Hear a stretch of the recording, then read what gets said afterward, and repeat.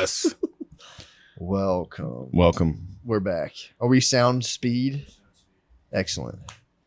That's jargon in the film world for the sound is on and running. Is that good jargon? That's great jargon. We were talking jargon yesterday. Why are you talking jargon? We were talking jargon when I was telling you about my military book. The military my guys. mystical military book. They love jargon. I'm researching Operation or Project Stargate pretty deeply right now. What's going on with that?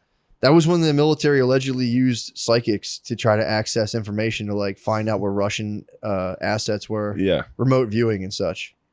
There's guys, the book I read. Like the men who stare at goats or whatever. Yeah, that's one aspect of it. I didn't see that one yet. That's part of my research, but I read one book yesterday. I finished it. You read yesterday. a whole book yesterday? No, I finished it yesterday. It was a very short 2-hour guy. It's audio. Did you like it? I was telling you about it. It was cool enough. It was just so hard to deal with the military, like their, the way it was like a very kind of stereotypical military speak. What were they saying? Two guys would talk, like the guy like lost his family. He'd be like, I'm just so broken up. I miss the kids. And the guy was like, you got to pull it together, man. They gave him like this inspirational, like nice, touching speech. And he was like, all right, let's get some fucking coffee now. Yeah, let's get some mud. Yeah, but you'd have to like we gotta anytime. head down to the chow hall. Yeah, if they opened up. Let's get some chow, brother. Enough of this crap. Let's get a beer. It was tight. Very tight. It was just guys. Guard dogs turning into Lemorp. A lot of sitting like here munching fucking grilled cheese on the show. Jerk. I'm sorry, I'm not on mic. True, you are not on mic, but we're talking military, dude. We're talking respect our military. Yeah, don't chow. Don't chow unless designated hours. If we're talking military, yeah. Yes, sir. No, sir. From now on, it's yes, sir. No, sir. And that was a lot of the book too. It was like Yes, you would talk to someone who would like be your superior, but you'd be so fired up about doing the right thing. You'd be like, God damn it. You'd slam the desk. I'm mad. I'm going to tell you how it is. Yeah. Listen here, sir. I love that. You invited us to the party and we're going to play. If you don't want to play with us at the party, you shouldn't have invited us. Don't invite us to the party, God sir. damn it. It's nothing but like, weird kind of military speak like that. I like that. I'm gonna have to sleep on the couch. Come home with beer breath. I'm already in the doghouse. Sleep home with I'm gonna sleep with my dog, but she's not my type, so I better get going now.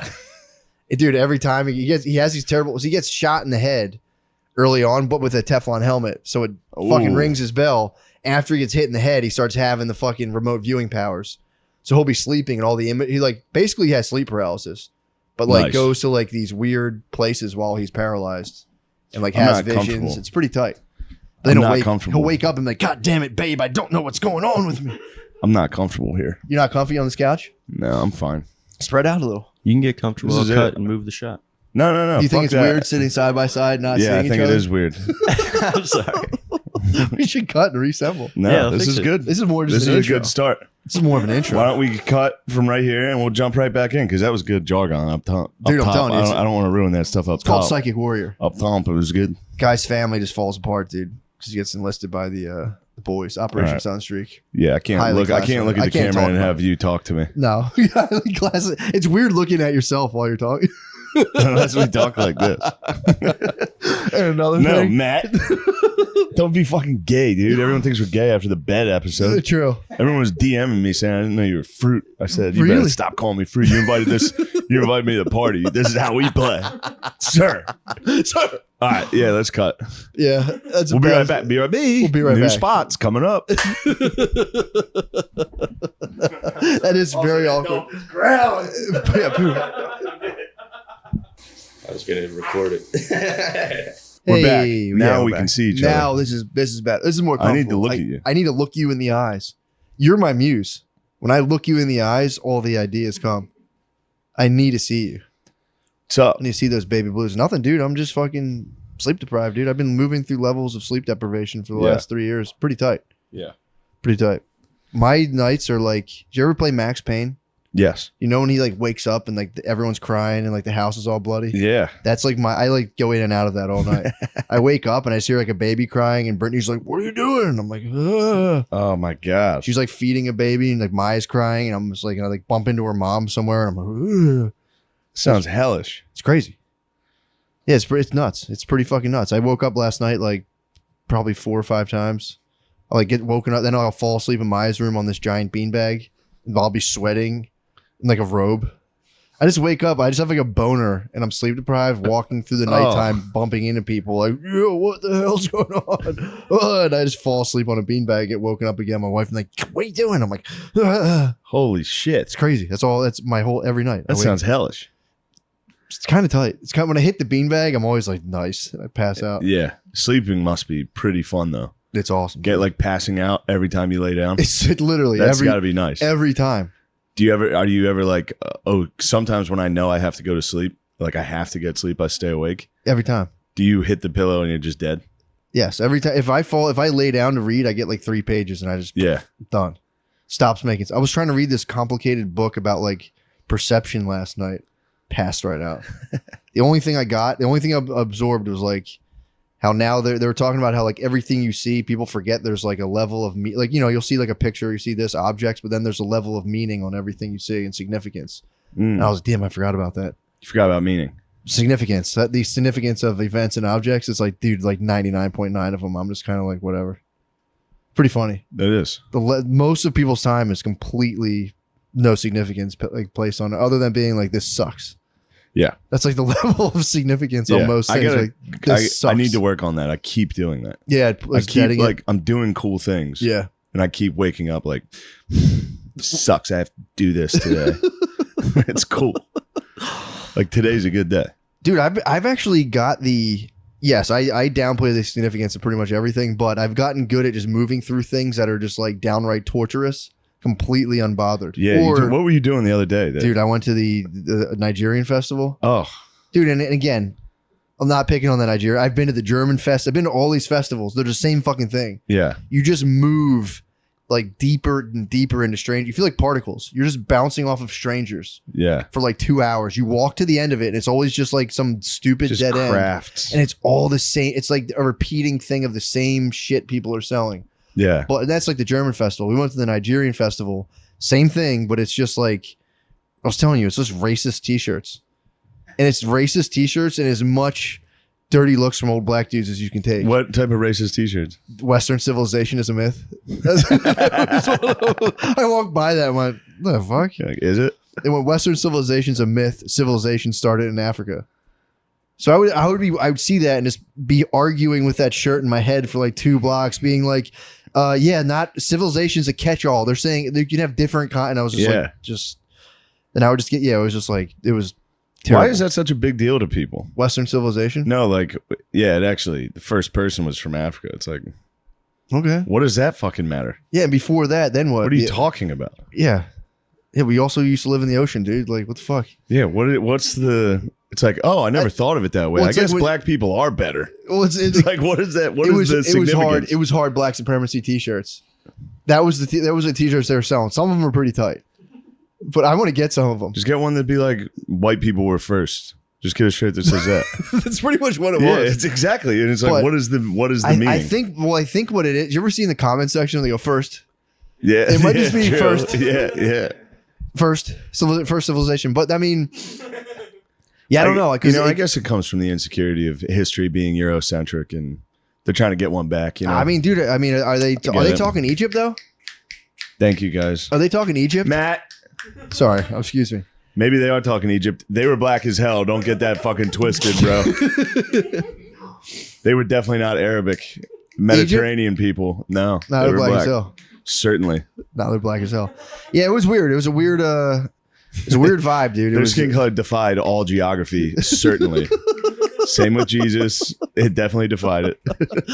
It was a negative energy, dude. And it would just be like, I would just get like black dudes in Arabian hats just fucking like hitting me with like very long looks. And I was just like, yeah, guys, sorry. Sorry, this is what I... Sorry to ruin your little party. Don't want to be here Sorry either. I ruined your Black Panther party. You might be Gump, dude. I think I'm Gump. You really might be Gump. That's my life feels like Forrest Gump. I just move through different phases and like things end. I'm like, oh, wow. Dude, I told you my uncle is Gump. What? My one big onk is Gump. Really? Yeah, dude. 3 Mile Island. Or wait, Nebraska football. Oh, shit. Vietnam. 3 Mile Island. World Trade Center. What? Yeah. That's Gump. He's Gump. That's fully Gump. And then Gump. in the World Trade Center, there's videos of news footage of him sprinting in front of the smoke. And he's an old dude in a shirt and tie. And because he played Nebraska, he played running back in Nebraska. Yeah. He's fast as fuck. So he blew through. He's like a 65-year-old dude flying down the street. He's gumped, dude. He's literally like, he just gumped straight through the smoke. What? Yeah. Fuck, that's awesome. Yeah. Good for him. Gumped up, dude. What floor was you on in the WTC? I don't know. I think the Jews let him know something was up. They did? Big Unk got out. Big Unk, like, yo, Unk. Yeah, he was powerful enough that the Jays were like, yo, Unk, definitely don't go into building we're 7. on a sick one tomorrow. Yeah, we're on one tomorrow, bro. We're going We're all about to out turn up. tomorrow. Is it bad to say like the Jews run the world, but you're on their side? Be like, I'm fully in support of them. I guess that's, yeah. If you're like, I'm a full Zionist. Is Yeah. that? I don't want to mince terms. Is that a? I don't know. The Jews run the world, but They're doing like a good job. but I like it. Yeah. I love it. I love want what some they're up to. more of it. Can you say that, or is that like, do they not like that? I think they'd probably, most of them, if certainly all of the Jewish friends I have, if I was like, they say it constantly. Yeah, If you were like, yo, you guys run the world and you guys are doing pretty good. it's fair enough. Other than gas prices, Jews. True. You need to lower the fucking gas prices, Jews. What if Biden did say that? What if Biden came out and was like, Biden. talking to the Jews, but like they doing this thing with the gas price. Jews keep raising you. They know we can't add numbers up like they keep fucking trick us. They had $2 on me. What the hell's going on? God damn it. The gas prices are getting very high. The gas prices are getting high enough that I'm starting to get ticked at the government. Yeah, I got frustrated. That's I was the last laughing thing the about, government wants is for me to get fucking activated. they don't want to see you activated. I could go down the Nigerian The fest. CIA just tricked me into getting a Nintendo Switch to try to pacify me. What is They it? could tell What I is was a getting Nintendo activated, Switch? and they were like, "We need to make this guy's gaming setup mobile. We need to let it." Oh, that's what it's like. The Game Boy. Yeah, You got the super nice Game I Boy got the super nice Game Boy. headphones. No, but it's got Bluetooth. You can connect. But I'm saying, can you put in headphones when you're at the Olive Garden and just fucking go dead to the world? Yes, I could plug headphones in. I can get big headphones. Dude, I get Pikachu yellow Dude. fucking headphones some skull candies. and just You should take Game, your whole bro. family out to dinner at Olive Garden and then just plug in headphones and be like, enjoy, and just my drown friends. them out. My I'm taking my pa and my brother-in-law and my friend from back Plug home in. to the Yankees game tonight, and it would be nice to play MLB The Show. I Should. should play the exact game. You've earned it. It's the Yankees Devil Rays. I should play. And the whole time, Yankees, anytime someone Rays. talks to you, is go, huh? Oh, yeah, definitely, for sure. It's going well. That'd be funny. My Dude, dad would be like sad. Yeah, dude. He'd be like heartbroken Yeah, if you fucking ignored if him I the whole time. goomed. If If you I goomed. just goomed the whole time. It is funny. That Shout is a out Billy. lifestyle. That was Billy slang. Gooman. Yeah, I think it's it's 4chan. 4chan, yeah. Gooman. It's I mean, 4chan. that's where they all get it. True. The Chan. Um, Dude, I've been researching Egypt a little bit. In the Egypt's book I'm awesome. reading. It's pretty tight. It's pretty tight. They were talking about how they would bury everybody. Like if you were a king, they would bury like Your squad. hundreds of Yeah, people. yeah, with yeah. you. They toss everybody in. Hundreds, and they would like look through the remains, and then like some people would, like some wives would just fucking nobly just kind of, you could tell. I think you're supposed to keep your hand like this or like in some posture, but then they would unearth people who would be like completely terrified. They were Because bombed. they didn't have like big excavators. It was shovel by shovel. So you'd be like, they would hit your feet, hit your legs, and you'd be sitting there like, it took a while to bury you. Oh god. So you just get like, tossed in with the king, the pharaoh. Yeah. And dude, it's pretty tight. They used to sacrifice, like their religious ideas at the time were that like the pharaoh was like when they said like the pharaoh was God, it was like the pharaoh was like this cosmic entity. And then if the dude acted right, you would embody the pharaoh and become the pharaoh. And then they would just kill you. Like every 10 years, they'd just like throw you in a well Yeah. or like chop your head off and throw you down. Whatever they did, just bury you alive. Yeah. And you would be pumped on it. You'd be like, yes, Yeah. I did it. That'd be nice. All your hoes, dude. All your babes. When I die, my hoes are coming with me. They have to. I'm gonna make sure of it. They have your eunuchs. You get buried. Imagine getting buried with like 90 girlfriends and like 10 eunuchs, and then a bunch of like interns or whatever. The interns built the pyramids. All your interns, dude. You're like, no, dude, your Yeah, opportunities they are work for limited. free. Those are my interns. They're like 25 interns. It was probably like 100 interns, 60 dude. Imagine having 60 dickless men around you just to consult with. Like, I don't know. Let me consult all my dickless Yeah. men. Just be like, dude, I cut my dick off. I know what's going on. You made them cut. Yeah, You would know what the fuck was up. yeah, dude. If you didn't have your dick and nuts, yeah. you would genuinely be like, all right, Pure. Pussy, You'd have you're nothing thinking about else to pussy do. right now. Nothing You're else trying to be do. cool right now for pussy.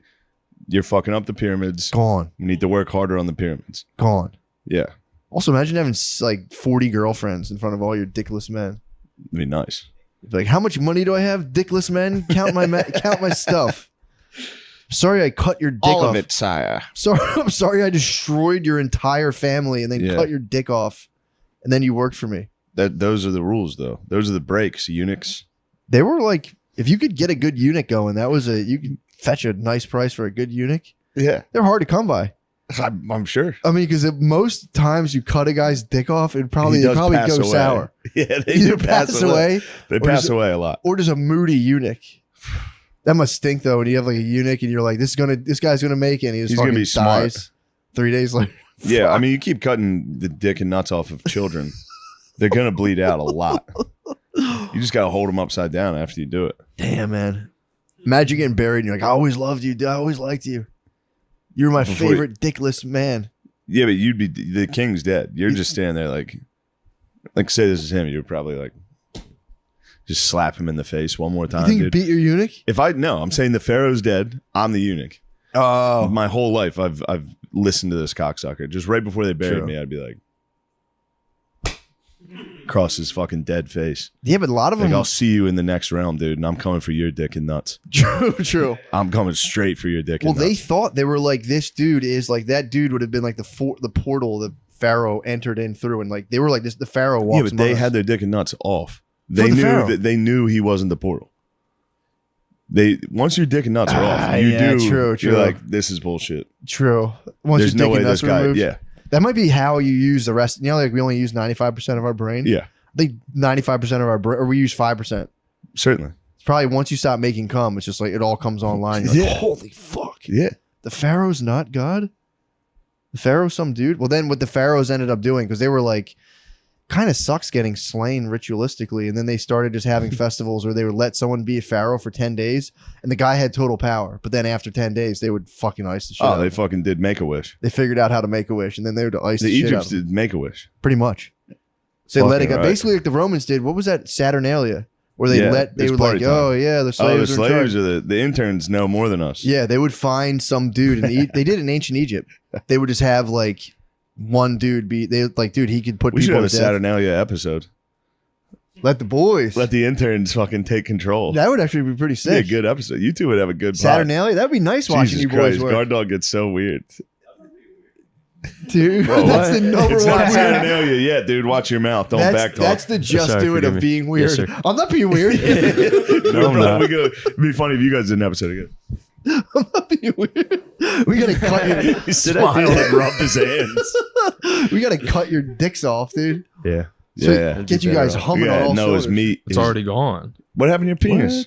It's gone. I did it for the boys. You got your penis off already? Yeah. That's why you're such a good artiste. Thank you. I try. Now without your penis, you're like Van Gogh. I just focus fully on it. We gotta. I mean, would you guys consider getting a sub incision What is that? when you what's just that cut mean? up the middle of your dick and like let it bleed out a little, then cut it like sew it back up? Sure. Just getting a nice scar. I do it for the dogs. Yeah, I'd do anything for you guys. That's the wrong answer. Like, no, you're not touching my penis, guys. Yeah. The hell? What are you guys, freaks? I just care about the cast. That's true. I'll do it for the sub greater in size. I had a nice trip. I was in Los Angeles. Oh yeah, you're out west. You're out God, west. I got to hang out with the dog, dude. Nate Diaz. Linked. I did it, dude. What's I up, joined Steve Gerben with Nate Diaz. dude? What was that? You know what that was. It was exactly how you think it would be. Gerben wore like a wrinkled Old Navy flannel button down, short sleeve button down to Like a cholo? to dinner. I mean, That's West Coast Gerben. It was West Coast Gerben. Dude. He was great. Gerbies was afraid to fly. Oh, He's afraid to fly. How was that? I meant to ask you It about was that. so fun. Yeah, I was What'd texting you you. I hit was like, him with? right before takeoff, the pilot gets on. He's like, looks like we're going to be hitting turbulence throughout the flight. So seatbelt's going to be on basically the entire. Like he was like, this is going to be a rough ride. That As would soon be as he said it, I just looked at Gerben like, You ready? How You're close? gonna die. How close were you to him? He was directly behind me, so I was reaching back and grabbing him. God, I would sit up on my seat and turn around and look at him. Yeah, it was that fun. would be fun to go down, just to torment him the whole time. Like, we're actually. I told you, we're actually gonna dying die. now. We're actually gonna die. God! Sorry, dude. Yeah, you shouldn't have got on the plane. This was a risk that you should have. You agreed. Knew. You knew this You was a risk. knew in your heart that you were gonna fucking die in a plane crash, And you were right. and you cursed me and got on a plane with me. What the fuck, Steve? Steve, you blew it. Yeah, No, but how was he? How was Gerben he was handling? great. How was he handling the turbulence? Gerby, I'll tell you what, Gerby's a real party pooper. What? He doesn't stay out late. Although he did party the first. There was a sick pool at the hotel. Gerby's had a couple drinks and he gets Really? loose. He was like a Very Jew in fun. Miami. Yeah, He dude. unbuttoned the flannel a little. We're at it's called the Roosevelt Hotel. It was fucking That sick. sounds nice. It's like hot LA people around this pool. Yeah. Me and Gerby's come down to the pool, dude. The two kings. Just dude. luminescent kings, dude. Just the two pale palest kings, dudes on dude. earth. With two of the fucking grossest dudes in the building. You're men beyond the wall. Gerben comes down with his fucking goggles. He wears goggles. No, stop. He wears fucking Why? tight Speedo Why, goggles. dude? And he got Why? in the pool No. and sat in a fucking tube, dude. He got in Does a he wear tube. them as a joke or he No, genuinely? he's wearing them Why? because he has one contact. Because he's got one fucked up eye. Does he have monocle speedos? He has a monocle contact. Does he have a monocle? basically. You should do monocle So you speedo get a goggles. patch fucking Speedo. That'd be fucking nice. You can't wear speedos without looking absolutely ridiculous He looked- unless you're an Olympic swimmer in like a speedo. He looked insane. Goggles in the pool look so fucked up. Goggles in the pool by yourself at first. He got him by himself and was just sitting in an inner tube. I've never seen somebody care less No, than this, dude. dude. Yeah. That's funny. Then he got hammered that night Did he keep the goggles on? and he brushed his teeth with his preparation H. No. Yeah. Kirby's had a trip. And then How'd that feel? probably felt probably great. fucking insane, dude. The taste of that. Oh, Yeah, because his fucking contact was out. Kirby's has fucked up eyes. true. Yeah. That's fucked up. But yeah, I was happy to see just him and Nate Diaz in the same room was all I've ever wanted. That's literally the fucking- dude, opposite. that's fucking- That was the yin and yang. Yeah, Or for the sure. opposite of people. The most opposite of two people. For sure. I've never seen a difference. It's full of enantiodromia. Oh man, the That's squad, an enantiodromia, dude, the dude. squad I brought to. We went to dinner with Nate and his friends. Yeah. The squad that I brought was Francis Ellis, Ian Nice. Fidance, Nice. Steve Gerben, and McKeever, and me. Again, We sit down. Francis goes immediately. And the whole time I was like, Finance is going to fuck this up. yeah. He's easily the number one guy who's going to ruin this and be like, Nate, do you like ska? Oh, he fucking is so annoying. Because he's happy. So it's annoying to be around. Bothers you. Yeah, he's enthusiastic and happy. Really? Ian? You're gonna He's catch the He's a bug. great dude. I know. You're gonna catch the bug. Yeah, I don't think I am. You listen to You would Mighty think Mighty I Ball, would you listen be. to Mighty Mighty Ball Stones lately? No. Pretty tight. Finance rides a bike around with a fucking he has a Bluetooth speaker. Jam ska. He jams. He's the only white person on earth that does this. Dude, we gotta start. It is time for White Kangs to start blasting on Bluetooths. Right see how they like it. Just ride up on the Adunde See how Festival they like with it. Mighty Mighty Ball Stones on our Yeah. mongooses. No disrespect. We sit down immediately at this table. Francis is sitting. We had like a square table. Francis is sitting across from Nate, and he's like, "Nate, Oh boy. I have a story for you." As soon as he said, it, I'm sitting You across. tell me a like, punch. You I was talk like, like a shut punch. the fuck up. No, he told some story about getting cheated on. He's like, my girlfriend fucked a guy at the Nice. time, and Nice. then he and I talked it out. What did he say? That was like the gist of the story. While he's telling the story, I'm sitting there like, Stop. what the fuck are you doing? What was You Diaz ruined the saying? cool time. And Nate responded by being like, oh, you talked it out? I would have fucking killed him. It was Dude. like, nice. Good story. His Francis. Twitter's so fucking funny. Whose? Nate Diaz's Twitter is just him being like, that guy's a pussy. Fuck that. His Twitter's it's the, the best funniest Twitter shit. on earth. It's him just being like, fuck that guy. Yeah, fuck you. Oh, that guy's a loser. Yes. It's him being like, I would beat his ass all Yeah. day long. It's all it is. Yeah. Then him retweeting whatever, but it's him being like, that guy sucks. Yeah. He's a pussy. There's Nobody can dudes fight. Yeah, because there's dudes fighting. They're like ducking him. They got him on ice, dude. Let him fight, bro. He's a money fight. Yeah, it's fucked up. That was so funny. I was certain Whenever I see like a montage of a dude winning, I'm like, holy fuck. Yeah. No one's going to beat this guy. Yeah, of course. And then Nate Diaz He'll beat never the lose. fuck out. Nate Diaz whooped his ass, dude. Made him quit. He made him roll over and quit. I mean, dude, they edited the shit. They were like, Mystic Mac, he can predict. I'm like, damn, this guy can definitely predict Yeah, he's gonna whatever's going to call it. happen. He's got his ass kicked. Yeah. Turns out Nate called it. He was like, it's going to be a long fucking night for this dude. I'm going to beat your ass. It was a sad night, dude. That is very funny. Mystic Mac's never been the same. No, dude, you He can't. killed him. You did. He did. Because when you Now talk he's that much now he's shit, out of his mind, dude. you're like, you're a loser. Bro. Did you see the video of the guy who like stunk? It was like a small, I don't know if it's like a Mexican boxer, but he stunk at talking shit. He came out, he said, yeah, I'm gonna beat your fucking ass. And like he sucked at talking shit. Yeah. And the guy was sitting there like, all right, and then just beat the fuck out of him. Wait, the guy who? Oh wait, It was just a boxer. a dude was trying to talk shit. He was trying to really, he's like, Poorly. and like you're, and he just did so bad. And He the was other like guy was like, stuttering. all right, I'm gonna fucking kill you. The guy was literally laughing at him while he was all like dripped out and was like, yeah, that's why like when I come in, I'm gonna beat your ass. And the dude was just like, all right, man. Yeah, what are you doing? Whooped his ass. Sucked. So that was a big victory. Got That's to link pretty the tight. boys. Got the boys out Well, it was there. exciting because it was a incidental running. Nate and his Really? bros just happened to be at the same hotel. That's tight. So I was about to come down to the pool, Yeah. and McKeever and Gerben were already down there. And McKeever texted me. It was like, I'm 90% sure Nate Diaz is here. I was up in my hotel room like, yes, I have to take my Nate Diaz t-shirt off because I was wearing one. Fuck. That's all I have. Yeah, true. His buddy Nick sent me a box of Nate Diaz t-shirts. What are you gonna do I now? have Where? 3 t-shirts and then 15 Nate Diaz represent t-shirts. Yeah, what are you gonna do besides wear? That's what I wear. So I was like, all right, I can't wear this. If that guy's down there, I can't wear this dude's merch. True. What'd you switch it up to? A cool Nick Rashford t-shirt that he gave me. Tight. So I a different guy's t-shirt. And I came down and I was like, oh, fuck, he's not going to remember me for sure. He's going to think I'm a dumbass. And I like walked up and I was like, hey, and he was like, Shane, what up? I was like, yes, this is the best. Do you want to hang out? Oh, what are you guys doing tonight? Do you guys want to? Yeah, sure. I'm down for whatever you guys are doing. Yeah. I'm such a bitch. Nah, dude, that's tight. I was so happy. That's fun. Dude, I was so happy. Pool parties you're gonna- are the best. So then we're out to dinner and I was like, oh shit, these guys asked me to do a show. Do you guys want to come see me do stand up? I had a couple glasses of wine. Really? And I was like, don't worry, I'm going to get on stage, show you guys. You guys have never seen me do stand up. Turn it around. Just watch. You guys are going to think I'm cool.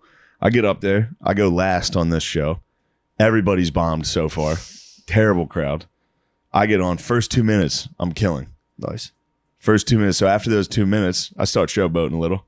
I know Nate's in the crowd. I want to look cool. Yeah, I was yeah. like, maybe it wasn't the crowd. Maybe it was you guys. Hit him with a little fucking, I'm a New York guy, dude. This is a little, I'm not one of you LA pussies. This is a little different. Damn. Then I proceeded to bomb for 13 minutes. It was so bad. It was so what lost bad. him? Probably me getting arrogant. Rubbing it in 2 everyone's minutes, face. being like, maybe it's not the crowd's fault. Maybe you guys kind of suck. Anyway. Oh, and the crowd was like, we don't like that. Yeah, and the crowd was like, who's this guy think he is? No, I think it was probably just poor performance and alcohol. True. Drinking before a show is Wine of all things. wine. I was like King energy, too. I was like actually a little drunk. Really? Yeah. Yikes. No, that's not good for stand up. No, dude. I get the very few times that I've gotten like inebriated from alcohol and did stand up. I suffer from like, I think I'm killing. Yeah, which that can be very funny. And especially if your Yeah. friends are in the room. Yeah, this was just my ex-wife. Oh. I was just kind of like, pretty good, right? And she was like, yeah, it was great. And I was like, did the math. And Why are I you think saying it like I that? might have recorded it on my phone, the set. Oh, And I listened God. back and I was like, I actually didn't do very well at all. Oh shit. Damn it. Fuck. Yeah, that one hurt. Yeah, that stinks. Yeah, it was a great overall trip. And then we Yeah. did Brea Improv. That was fun. How was that? It was nice. Ian and Jamar Neighbors. Fuck yeah. Yeah. Jamar's for real like my favorite comedian to watch do stand up. That dude does roll. It's so funny. He He just goes out and just screams shit Yeah, at he's these nuts. people. Yeah. He was like, Roe versus Wade. Shout out Roe versus Wade, motherfucker. Like, and there's just people sitting there like, What the fuck? what is he? What side is he on? Yeah. Never know. It's like, you tell me they can't be scooping babies out anymore? Damn, bitches can't be scooping their babies out. Like, just, Yeah. Well, that's not what we like, but Yeah. we're more What about a wonderful time. we're What more do you about the think about choice. that, dude? Do you want to show up to Judge Kavanaugh's house with a weapon? Not particularly. No. You don't want to do that? No, I don't want to go bother the man. I don't want to go bother the man. Why? He's been why through is, enough, dude. Why is he the epicenter of abortion? Because he wrote the fucking. He wrote it. He was the guy who wrote the Roe v. Wade, whatever it's called. Oh, the Roe v. Like the Roe He v. wrote the Wade thing part that was two. like, we should probably overturn this thing. It's a draft. Oh, it's saying like, yeah, maybe no abortions. He's like, yeah, if yeah. Yeah, I mean, dude, I don't know. Yeah, I looked it up. I think Mississippi's at 15 weeks. 15. Mississippi is 15 Oh, they're weeks. just trying to say like you can't do it like super late, basically. Yeah, so 15 weeks. I think France as a nation is at 11 weeks. Really? Yeah, Mississippi's more liberal on abortion than France. And they were like, this is an outrage. Yeah, Texas is at 6 weeks. Okay. So Texas is cutting it close. I mean, it is a human being. Yeah, You see the pictures. I understand that side of the argument too. Yeah, that's. That there's a heartbeat. My I thing understand that is- argument. I think you should just do. It's a human being, but it's like if you want to kill your child, go ahead. Yeah, Kill your child. It's just just don't you're showboat. probably going to be sad. You're gonna be sad. You shouldn't have killed your fucking. Probably kid. going to be sad, and then you're going to direct all of that energy into like weird political shit and wear penis hats, and it's like that's your choice. Yeah. But you did kill your child, and it's very sad. Hey. What? Oh, come on, man. It's just, you did. You killed your child. It was your. It's going to be your child, and you killed it. But that's your right. Yeah. It's your right. It's sad. That's happens. it. It's a heavy. pretty You know. reasonable. Again, it's you gotta fucking get ahead in this world. You know. You know. need to get promoted. It is funny though when women are like, you know, they're like, well, you know, I got to think about. I want to like. I need my career. It's like, all right, so like, then I'll have kids. It's like, so you're just going to ruin a better career. Yeah. It's like I want to be a lawyer. It's like, so you want to ruin a lawyer? You want to wait instead till of you're really high up and then have and then completely and then be spoiled. done? Yeah. Yeah, true. Kind of. It is tight though to be like just. It's like touching backboard for chicks. It's like I did it. What? Just like become a lawyer for like 2 years and like I just decided to have kids. instead. Yeah. Because it does alleviate a lot of the concern. Chicks got psyoped into thinking they're losers if they don't have like jobs. Yeah. It's like, nah, dude, You don't even need a job. you don't need a job. Some people need gerbs. They do. That's true. But yeah, that hit chicks pretty hard. Minivans, there's another one. Chicks got Yeah. psyoped. The minivans is just like You love minivans. love them, man. Yeah. They tricked girls with crossovers. They're like, no, this isn't a minivan. It's like it's a fucking minivan. It's a fucking They minivan. switched the body of a minivan. Yeah, just They're the like, nah, front it's cool. looks It's- like a fucking truck. it's like an SUV kind of thing. Yeah, It's like a fucking pilot, like a Honda Pilot. They minivan. even smoothed those out a little, the fronts of those. Did they really? Now they're just minivans. They did. The Honda Pilot's nice. Dude, I'm telling you, minivans are the perfect car. Yeah. Aerodynamic as hell. 3 rows. Yeah, What if is you it? crash, you get to kill like 9 people. You take someone's You knees get to out. take the entire family out with you. True, they're made so someone just flies It right is up sick off your that windshield. there have been minivan crashes of entire families at once. Oh, like You two know what I families. mean, though? Oh yeah, for sure. Yeah, like you, your wife, and just 4 kids in the back, dude. Oh, All yeah. at once, your family's going to Valhalla. For sure. You were For on your way sure. to fucking Myrtle Beach. Some truck driver going 80 in the wrong lane, just fucking. Your family's done together. I thought That's about very Pharaoh-esque. Oh yeah. If I go, my whole family's gone. That's sutty. Because if I die, my wife is gonna suck someone else's dick. She needs to die with me. Potentially, yes. There's almost no doubt she's gonna eventually suck. Like Depends I'm what sick age. and dying- Depends what age. if I'm sick and dying and I know I'm dying, if my wife comes in to comfort me, I'm gonna be like, "You're a slut already." To me, get out of here. You're basically cheating on me already. Let me see your phone. Let me see it. Can you imagine if you made it to like 55 and then you died and your wife, like in all of like the pearls and shit you bought her, sucked some 60-year-old guy's dick? That's exactly what happens, dude. You think so? Certainly. Just blow some like loose skin knee. Yeah, and you know what khaki-shorted sucks guy. every time? like sea isle. Yeah, exactly. And you know what sucks is she tries to be faithful. And then her fucking slut friends are like, it's been long enough. It's time for you to get back out and date. Yeah. Meanwhile, you're up in heaven like, no. There's probably thunder. That's probably what thunder is. True. It's just the rage of a man in heaven. Just like, no, don't do it. Just sucking the juice out of some guy with an enlarged prostate. You're getting like fucking crystallized cum. It's like rock candy spitting out of there. You're- Yeah. Everybody says that when they're dying. They're like, find a new love. You deserve it. It's like, no, dude, I'm dying. I'm going to be like, don't be a slut. This was it. Yeah, that's it. You don't need dick. Not at all. Be gay. True. You can be gay. That would be preferable. Yeah. 2 60-year-old ladies rubbing all over each other. Right underneath your picture. That should be the only thing. Underneath It your has picture. to be under my picture. You got to get like a nice bust Like I'm shot. a dictator. It needs to be me in a suit sitting nicely. and them just scissoring underneath Yes. it. Doing finger, hand stuff, mouth stuff, using Hands toys. off, mouth off, breaking out toys. I got out of my toy phase pretty quick. You got out of your toy phase? Yeah, I haven't been using the toys. Why not? I don't know. I guess I've been gone for a month. Bust so, them back out. Yeah, that reminds me. What? Dude, you Could be reminded toy me. time. I caught a fucking. So again, you know me, dude. I've been keeping it tight lately. I On caught what? just no porn. I can't, dude. I'm telling you, I pull it up and I just go like, I don't get like disgusted by it. I just see it and it's just so much. I'm like, It saddens you. yeah, the stuff you have to filter through is just like, dude, I just won't jerk off. Like, I'm not gonna die. I got hand release, hand and mouth, not bragging.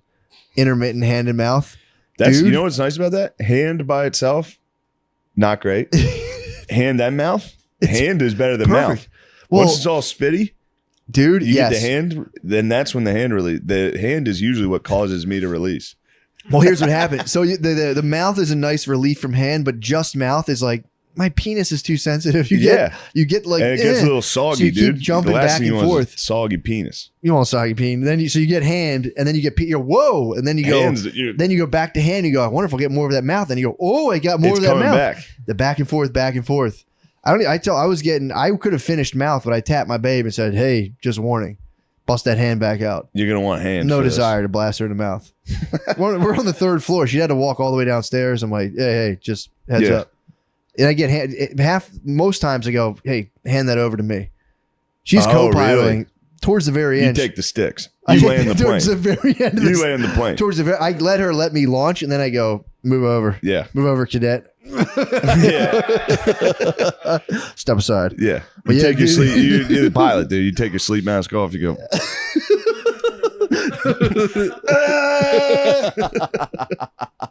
Because I know you're a loud crummer, dude. This dude, I was the whole time. Dude, I had no fat. I just stopped even counting the days, dude. Who knows how long it's been? Since you croomed. I don't even know. I don't know. I'm so tired. I just go to bed. So finally, the night before, she started mussing with me in my fucking boxers, and I was going, "Ooh, that feels real good." And she goes, Whoa. let's do it tomorrow. I'm tired. Fair enough, dude. Again, whatever. Dude, I would break. But she goes, remind me. I go, for sure. Oh, You- I'm definitely going to all day long. All day. Dude, all day long. I was just like, hand release, hand release, hand release, hand release. It's coming. Dude. And I just It's tap nice it when you know it's coming and you have All a whole day. day to be horny. all day. If I dude. think about something like that, something sexual like that all day, Dude, I croom fast. I was like, we were like organizing our closet. If it's something I'm reluctant to do, if I'm tired and she wants to get this sex stuff going, Mhm. it takes me a while. Sometimes to I don't fire like it. up. Yeah. But if I'm thinking about it all day, That's, dude. like a greedy pig just waiting to get the trough. We dude. were organizing a closet, and I was like touching my penis like an 8-year-old. I was just like rubbing Ew, myself. Matt. And she was like, "Are you okay?" And I was like, "Yeah, fine." Remember we're doing the Remember hair. what She you was like, said last "Yes." night? It's like, "Yeah, I remember." And then in bed, she was like, "Oh, I'm so tired." And I was like, "You said you would do promised. hand release." She goes, "All right, come on, dude." She started fapping me, and I was like, I was squirming. I think I was. You ever see like the Greek dudes? You know, we talked about the Greek dudes that hang out outside the cafe, all fucking lit up. I was like, I think this is how horny those dudes are. She touched my penis, and I was like, oh my god, oh my god, oh my god, oh my god. It was crazy. And then she surprised me with mouth, and I went, oh, It was a mouth you didn't dude, know. I was squirming under the weight of just a hand. It was insane. And I was like, this is how horny dudes should be. Of just, dude, I'm telling you, it was electrifying. Yeah.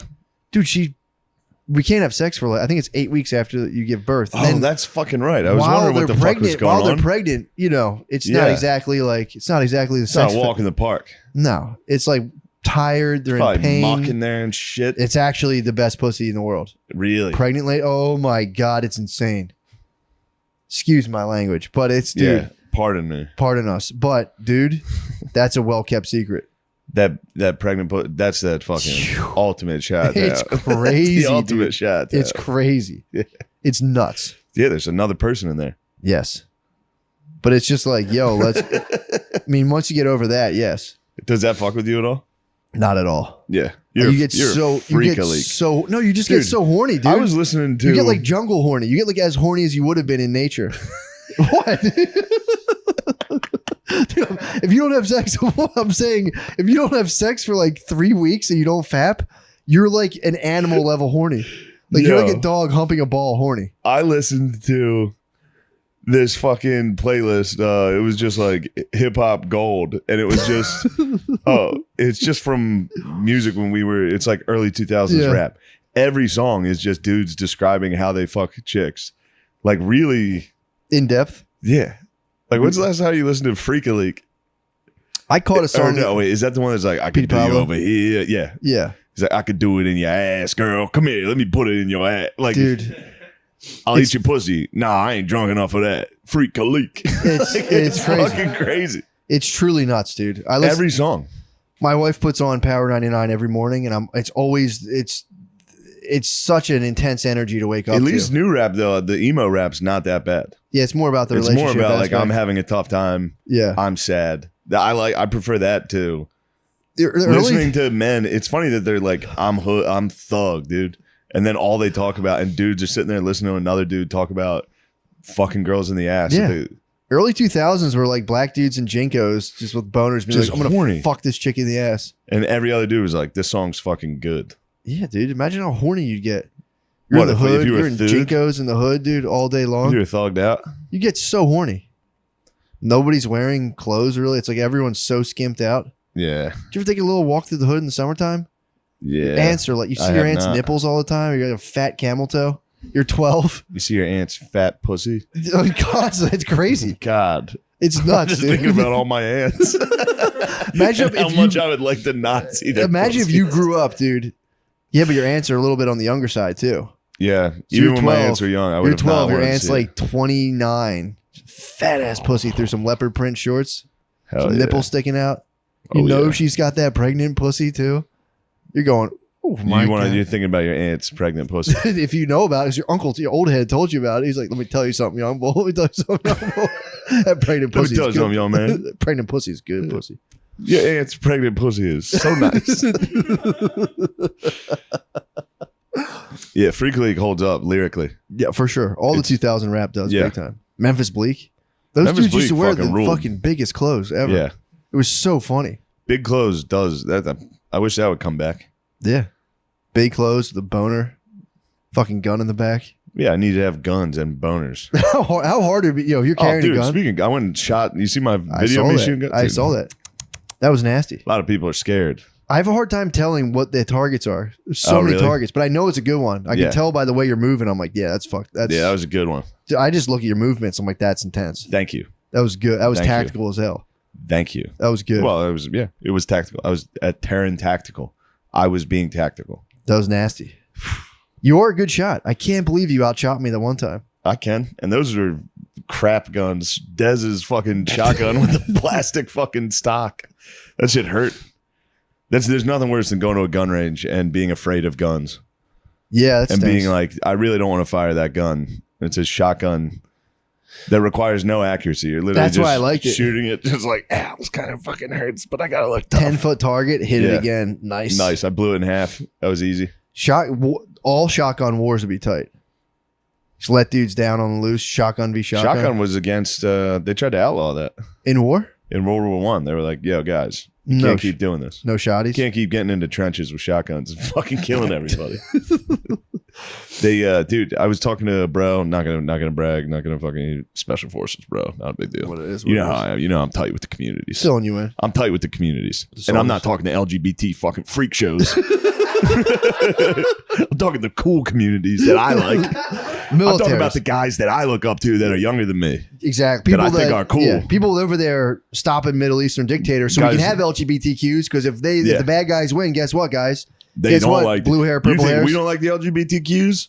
We're Wait till fighting. you see We're what- fighting for your freedom, dude. Yeah, they can't handle the truth, dude. We're podcasting to entertain the troops so they can fight. So they can dance in The front dictators. of. They can go do fucking drag shows in front of kindergartners. Yeah, exactly. because there's the guy on the wall protecting them from the fucking. They don't know. The They don't Arabs- care. They don't care. It's World War Z, dude. The Arabs are trying to crawl over the wall to get you. Trying to get in here, man. Trying to get in this fucking. Yeah, man. But- trying to megaphone the fucking tunes on us. And we're like, They were trying to outlaw. we're trying to have Lizzo. They're trying to have. We're like, dude, Yeah, we're can like, we listen guys, to Lizzo? can we turn that off? Because Lizzo's fucking hot. Hot as fuck, dude. So you were listening. You're talking to the boys That was all satire. for sure. Just so you know. No, Lizzo's hot as hell. We were listening, or no, I was talking to the boy, and he was telling me about how, like, they were, because I was making fun of them for using, like, silencers and lasers to shoot, like, some fucking kid guard in the middle of the night that's, like, holding a gun that's bigger than him, like, just With like with a- a bunch of dudes, like, clear, go. Yeah, Like, it they was like a just- military jacket and cargo shorts. yeah, just a kid standing. No, but then they were like, yeah, they like tried. The UN like tried to be like, you guys, you got to stop using these lasers, and What? you can't keep sneaking up on these dudes and fucking them up. What? What do you got to do? Announce yourself?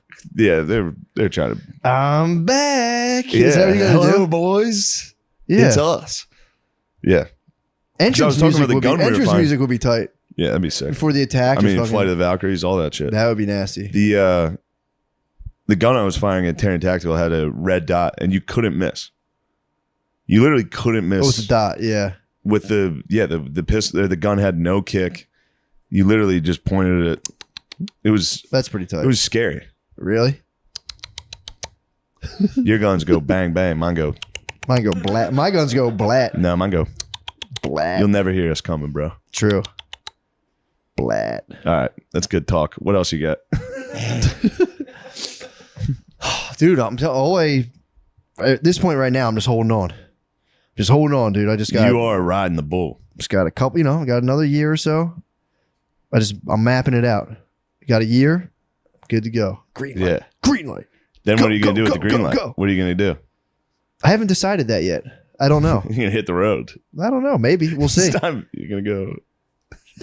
Dude, working basically. I was You're driving gonna up. hit the Tyreek Hill on the family. When you driving up here was like microdosing, leaving your family, getting a 2-hour break of like driving up. It's like, whew, man, You see how they do it. dude, you're on. Yeah, I do see initially. It's one of those things in small bursts. It's nice, but it probably gets so grim. I mean, yeah, abandoning your Where family. are you? And you're like, be back. Abandoning your family must be. Crazy. It must feel so sick for like a week, It's party time. and then oh, Yeah, because it's like she's got it. Women have been raising children for millennia. They can do it. They don't need me. yeah, You grow up with like a severely fucked up teenage daughter. Yeah, it fucks them up. that's where I come in. That's what Shane Pablo comes in. That's what I saw. Da, da, And I da, go, da. Denise, Rwanda, Rwanda. Yeah, it severely fucks people up. Your brain's set up for like the male figure in your life to like be like, all right, here's the deal. And that doesn't get filled. And it creates an intense void. And you get attracted to bad Bad boys, boys. Drugs. drugs. It does Sex. you're doing a human being a very intense disservice to ditch them. Yeah, To bring them into I the mean, world. getting ditched. We were talking about last time. Ditching your boys, Oh yeah. ditching one of your bros. It's about as mean and sad as it gets. Yeah, Imagine imagine. your dad ditching you. Yeah. You gotta be like, "Hello, Dad, where are you?" And Well, he's out. Dad- It's party time for him. Typically they'll invent some sort of like big excuse. They'll be like, dude, I fucking tried. But like Your mom's a bitch. bitch. She's such a Literally. bitch. She's a bitch. I tried everything I fucking could. This fucking asshole. Glad you found me. I didn't want to bump. I didn't want to I'll bother be you. honest. I'm glad you found me. I didn't was want to hoping you would bother you reach after out. all these years. Yeah, it's really shitty. It's a very, very shitty thing to do, but you know, I see how it happens. I see. You start Dude. going like, Speaking of daddies, my daddy's is coming up today. is he really? Yeah, it's the first time my dad's ever visited. It's gonna be exciting. That'll be nice. I'm excited. That'll be very nice. It's nice. He misses me. Does he really? Yeah, he calls me now. What do you guys talk about? Nothing. He's just like, he hits me with the fucking catch me if you can dad shit. He's like, where are you now? He definitely has a Really? couple drinks. He's like, where are you? What are you doing? Carmen San Diego. Yeah. I'm like, I'm in LA, Dad. It's so cool. He's So like, cool. that's my boy. Are you being funny? Get out of here, Paul. And I said, Paul, you're drunk. And he said, fuck you. No, I'm not. I go, yeah, you are. Damn. Yeah. That's pretty. You and your dad have a good relationship. Yeah, we do. You guys hang out, Yeah, he's get funny. drunk together. I fuck with him constantly. He likes that. It's pretty tight. Most people like that about me, that I badger them constantly. You and your dad's relationship is fun to My behold. dad talks shit back though. And he's good at it. He's very good. Yeah, he's funny. He's very good. Me and I'm my excited dad, today. we just sip seltzers That's nice. and we just go. I go, how's work? He goes, they're pretty busy. It's good. I go, that's very nice. He's like, how's it with you? And I go, it's pretty good as well. Yeah. It's like, is it busy? It's like, sort of, yes. Yeah, it's not busy at all, but it's pretty I sick. make it busy. Yeah, It's like, I make it busy, Yeah. but it doesn't have to be. But I do make it busy. yeah. I've got myself pretty disciplined right now. Although I did hit a very hard left turn last week. What'd you do? I got a keg of fucking like weed. Oh yeah. juice. I knew that was, dude. Dude, it severely You can't have a keg in the office. severely derailed my operation. That's why WeWorks failed. They put kegs in every fucking dumb office. Definitely not weed juice. I get in there. It's dude. I have these like glass goblets. I get in there. I do like an hour of writing. Especially because if it's weed in the alcohol or in the, It's just weed in this drink, and You- it's low. It's not like it doesn't whack you. You're sipping it, and it's such a refreshing. yeah, but I know how you operate, and you're like, especially if it's not even in a cup, it's in a goblet. It's in a goblet. You're like, dude. this is a mystical thing. Dude, this is a goblet. I'm yeah. allowed to be mystical. It fucks me up. This Like, is an spiritual experience. This You're is up- basically you're just my- by yourself. I'm T.S. Eliot. This is my wormwood, dude. Yeah, I'm dude. sitting here fucking sipping it. Yeah, writing. If I'm gonna write, I need to have some of my elixir. It doesn't work. It literally doesn't. I'm like being productive, and then the weed kicks in, and I just go. Hold on, we have to pause. I think it's our guest. The time's arrived. So look, that's the end of the Patreon. Perfect. We'll see you in a little bit. Ooh. Perfect. All right, Yes. this is it. Oh, we're on. We're Okay. doing another history podcast. This time we've got the Colin Quinn, Yes. and today's topic is Vietnam. Vietnam. What a Yeah. time! Yeah. What a crazy time. Hey. I mean, in some ways, I feel like it's the most important. It changed everything. Plus, it was at that time, you know? Yeah, But it changed. I always feel like these things have like bigger, like what comes first? Vietnam makes people, was it a revolution where everybody's like, we're fighting against the system, or is Vietnam the thing that triggers it off? And would it have happened without Vietnam? Would the 60s have happened without Vietnam? yeah, Because Vietnam, as you know, I'm breaking about my extensive knowledge, started for America in the 40s. yeah. And it was because we were helping France, because we owed France from the Revolutionary War. I was What? the thing I've looked into, dude. France dragged us into this to the point I had that's no idea. like, France owned Vietnam. Mhm. It was a colony. Japan took it when they got a little wild, Yeah. and then the United States liberated it. Okay. And that was the thing. Ho Chi Minh, the guy who ended up being the leader of the Viet Cong, was like, "I love America." That's he was right. like, he was That's right. He was writing letters to Truman, That's saying right. like, "I love you, thank you." They were like, Americans are the only free people on earth. Yes. These are incredible people. The leader of them Yeah. loved America. Yeah. And then he started, this is the craziest part. So France goes back in after the war and is like, we're taking it back. And America was like, Come on. don't do that. Yeah. And we were kind of siding with Ho Chi Minh and the Vietnamese. And then France was like, this is the beginning of the Cold War. So France is like, hey, if you guys don't support us, maybe we'll start listening to fucking Russia. And then America was like, all right, we'll fucking help you out. Damn. Anyway. That is interesting. And by the way, speaking of Ho Chi Minh writing letters to Truman, all those letters were redacted and like Yeah. till like 1970 something. And half of them Truman never got because the Secret Service was like, Wow. he I doesn't didn't need know to that. see these. Yeah. Yeah, making those decisions. It's almost In like those they- days, everybody made, but that's the whole thing about Vietnam too.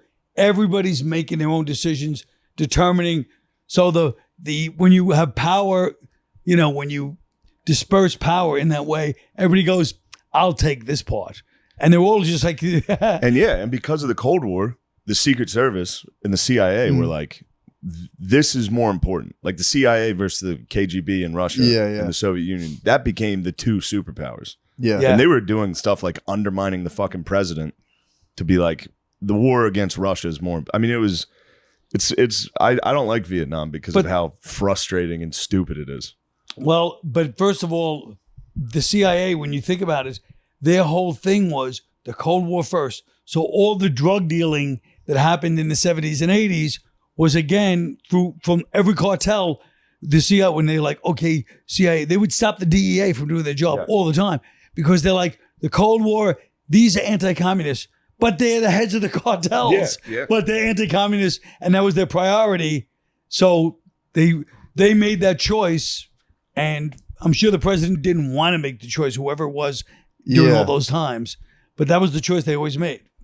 Damn, then they did the Just Say No like 10 years later. And like, come on, guys, don't do drugs. Just say no. But even just say no, So they were still telling the DEA, back off this guy, back off that guy. It's so funny. Because they were saying, look, we think communism is a greater threat. Still in the late 80s. It's crazy. They were right.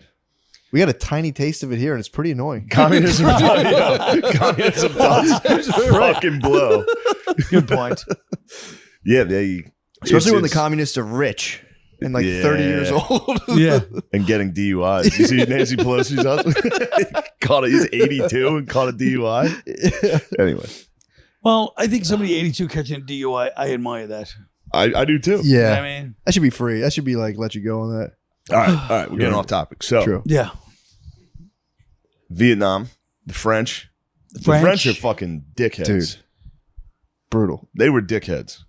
So they dragged us in. They absolutely dragged us in. Hid the Well, letters. they dragged us in, but we wanted into. I mean, we could have left. We could have left 10. We could have left. I mean, I read this book, A Bright Shining Light. I just happened to be reading it. By the way, whenever you read a book, especially on Kindle, try to find out how many pages it is. First. Oh, yeah. This book's 800 pages. Fuck. So I was reading it like, oh, this is A Bright Shining Light. It doesn't sound like a long book. Yeah. It's the history of everything. But France, they left. We helped them. So there was what turned Ho Chi Minh. One of the things that turned him is we supplied France with all these all the mortars and everything where they destroyed a lot of innocent Vietnam, and that turned them against America too. Ho Chi Minh, It was there was a battle. I forget the name of it. So I was just watching the Ken Burns on it. What is it? Dien Bien Phu. Yes. So the French were kind of fucking up the Vietnamese. Mm-hmm. I mean, it was the same as us versus them. They had superior firepower. But again, just like time and time again, the Vietnamese were very good at guerrilla warfare because we trained them during World War II. Oh, yeah. Yeah, a little fucking, Mujahideen type shit. Yeah. And they were about to come to talks. France and Vietnam, they were about to come to the table. Before they went to have talks, they both tried to get one more offensive in. So they had leverage when they went to talks. Nice. So France sets up at, what's it, Dien Bien Phu, yeah. They just put themselves at the bottom of this valley. And they're like, we're just going to build an airfield here. We're going to fuck them up. One of the French generals was like, I have too many guns. We're going to fuck these dudes up. Damn. And the Vietnamese surrounded them in this valley and just destroyed them. The French guy, the general that led that, killed himself honorably. Because he was like, we're going to wipe the floor with these guys. Why'd they go in a valley? Isn't that a bad? I'm not a military tactician, but isn't that like not the good idea? Yeah, it was a bad idea. Well, it's funny you say that because even Khe Sanh, the famous 14 years later, America did the same thing. Set themselves up was surrounded by all the mountains, so created a valley and set up an airstrip, a landing strip in the valley, and got killed because of it. Damn. I mean, it's really amazing.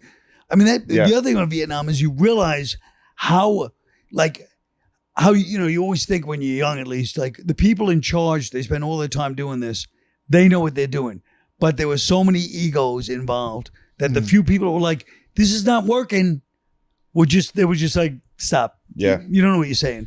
Just because of ego. People think, oh, their motive was they wanted money. They would still get the money. This was about like something else, a power struggle where you pay the price or the troops pay the price. Oh, it sucks. Yeah, if you're just some dude sitting in a village and some guy had an argument and you're just getting blown up and you're like, what the fuck is this about? And the other thing some guy couldn't come to grips with it. He was like, no, fuck it, I'm right. In the early 60s, they had this Hamlet program where they said, we're going to bring all these weapons to each hamlet, all these little hamlets, because it was kind of half and half, like North Korea. Mm. And they brought all these weapons to all these hamlets and said, look, you're in charge of the weapons. And it was all American-made modern stuff. And of course, the Viet Cong, who kind of controlled more or less, they had the hearts of the people. They took all the weapons. So we supplied the Viet Cong with all these weapons in the early 60s, and it kept them going. It genuinely makes me like all my information's from the Ken Burns documentary, right? And I watch it, and every time I'm watching it, by episode 2, I'm like, what the fuck is going? Like it doesn't make sense. Well, I don't know if this was in the Ken Burns documentary, but did you see the guy? It is. I think it is. I saw the Ken Burns. Is Beckwith with the guy an advisor, Colonel Beckwith? Oh yeah, Sergeant Charlie Beckwith, and he goes. They interview him and he go, "What do you think of the Viet Cong?" He goes, "Finest soldiers I've ever seen." This is in 1965. Yeah. What? He goes, "What? The Viet Cong?" He goes, "Best soldiers I've ever." I wish I had 200 of them under my command. And right away, you're like, "Oh, we should have realized something was up then." Well, they'd been fighting for 30 years. Mhm. These dudes have been fighting since like World War II. They didn't stop fighting. Really? From World War II until the end of Vietnam, they were fighting constantly. And their home territory. Yeah. And they're so small, they had to be crafty. All the tunnels, all the trails, they know everything. Oh fuck yeah! You know? Was that the first American war where like the American troops were like, "What the fuck's going? What's the point of Yeah. this?" The I first think time they Korea, were I'm sure they were a little bit like actually. Yeah, Korea, MacArthur screwed up Korea. Yeah. MacArthur, everybody was like, "Don't do this." MacArthur's like, the people loved him. Yeah. The Korean people like, "This guy's our savior." And he just was like a king over there. Yeah. And then he just said, "We're going to do it this way." I forget, he landed on the coast. So he did something that was strategically a nightmare. And even his generals were like, "Don't do this. What are you doing?" And he goes, "I know what I'm doing." And Yeah, that it guy, caused he a had a stalemate. fucking God. ego, dude. That stinks. He referred to himself in the third person. Did he? was fucking Yeah. nuts. Yeah, he was wild. MacArthur was wild. That sucks. He might get a bad rap, though. I kind of like him. Yeah, no, he was beloved. Look, Yeah. the people loved him because Japan loved him because after World War II, they were expecting, because they were so horrendous during World War II, they expected him to really bear down, and he treated them like, he said, "You treat these people like human beings." So Japanese people treat him like a god. So he felt like a god. That's tough to shake off. That would get me. Yeah. If I was getting like samurai glory, I'd be like, yeah, you know what? I know. Even Dudes if are I, like presenting you swords and You shit. get to I'd wear be one of like, those yeah, I cool guess I am. suits. If I get to Yeah. wear one of those cool suits, I'm like, who do I'll slash I think someone. that's why God never even let me sell out like the Beacon or something like that. He keeps me at a level of 300 to 400 seats on the road, and there's a reason for it. Oh, man. So what was it? So chronologically, the French direct. So we were like boys. So it's with a them. French colony. Then there's World War II. Yeah. Japan takes over, and like always when Japan would invade, all the Asian countries were like, "Nice, finally the fucking white colonists are gone. Yeah. We're gonna get treated well," and they immediately get starved to death and Yeah. beheaded and fucked with. It sucks. So then when the Americans liberated Vietnam, and the British, whoever, they were like, "Fuck yeah, we love America." Then France after World War II, who just got their fucking ass whooped, Yeah. they're like, "Actually, we want those colonies back."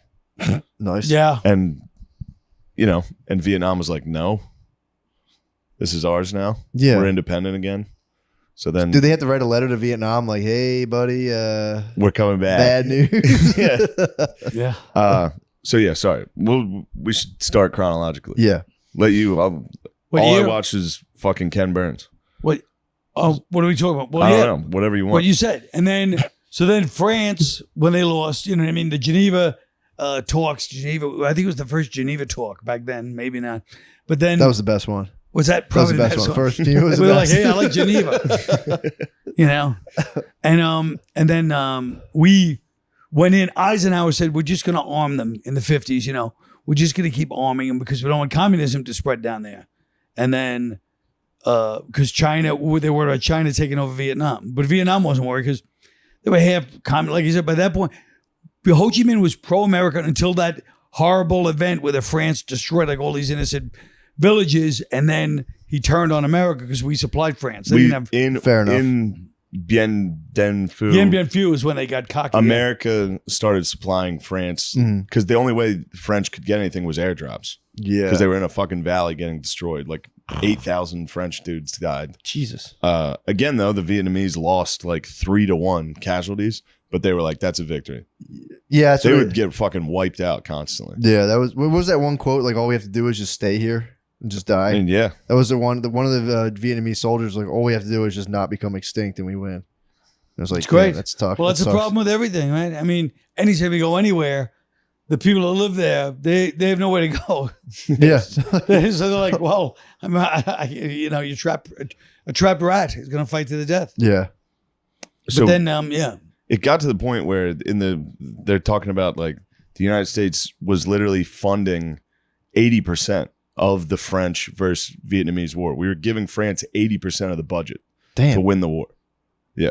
Yeah. France sucks. France did a bad job, and then they left, and then we decided it's such a weird. I look at it so like psychologically, like what I understand about the domino theory was part of it, but the psychological mindset you put yourself into.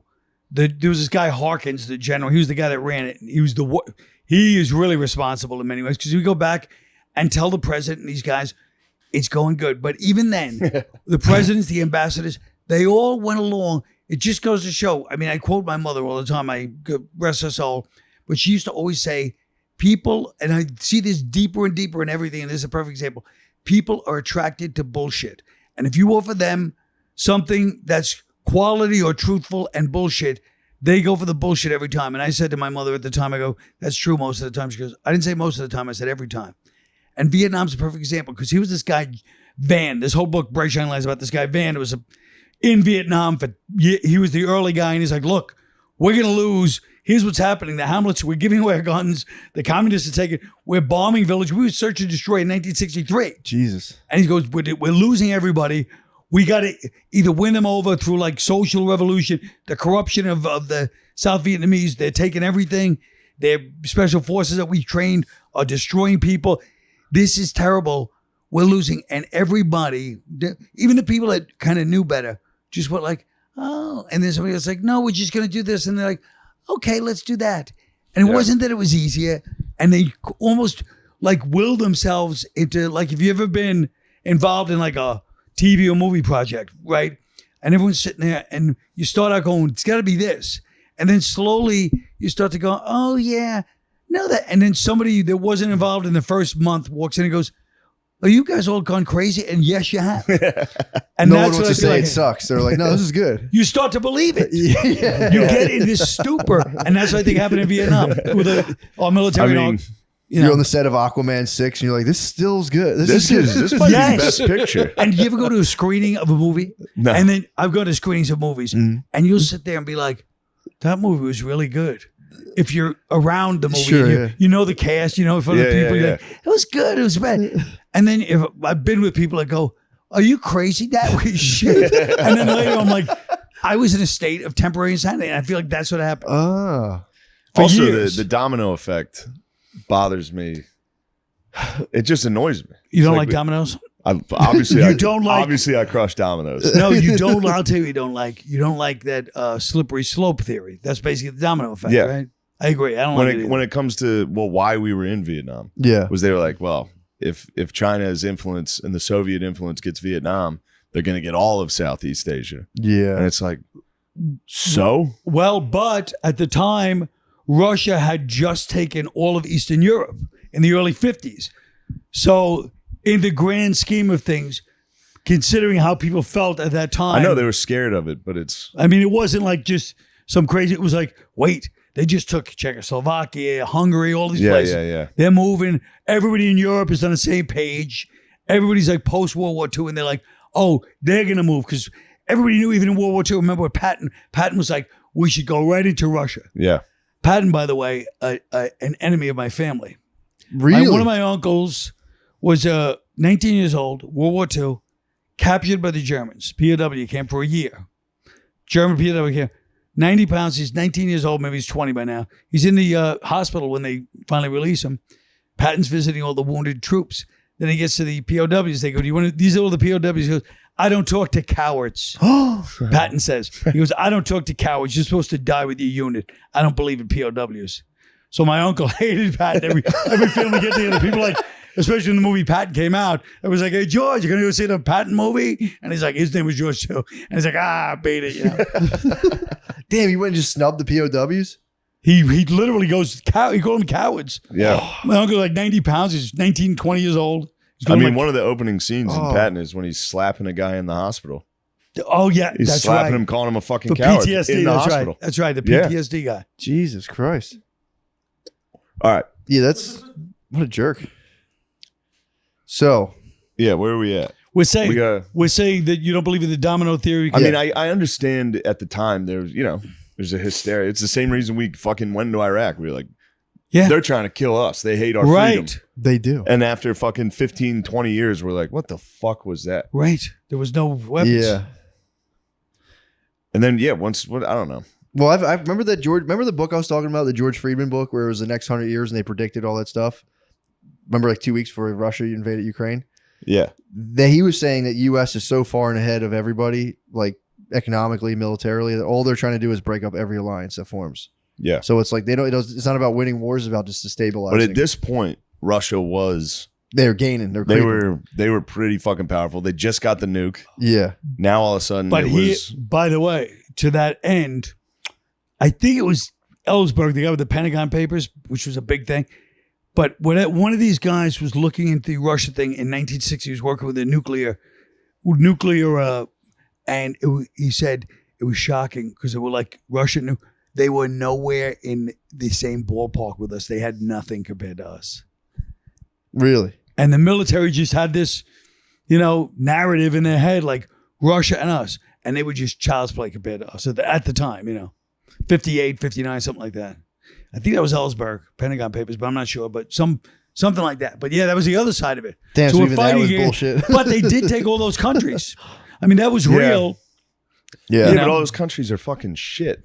Well, were they shit Eastern because Europe of and that? though? Southeast Asia. But were Who they? gives a fuck? But were they shit then, or were they shit after? Because of Because people say the same thing about any colony, Yeah, like you're talking like Macedonia, Bulgaria. And how important They were the shit back in like. But this brings up the 1400 question BC. about capitalism versus communism.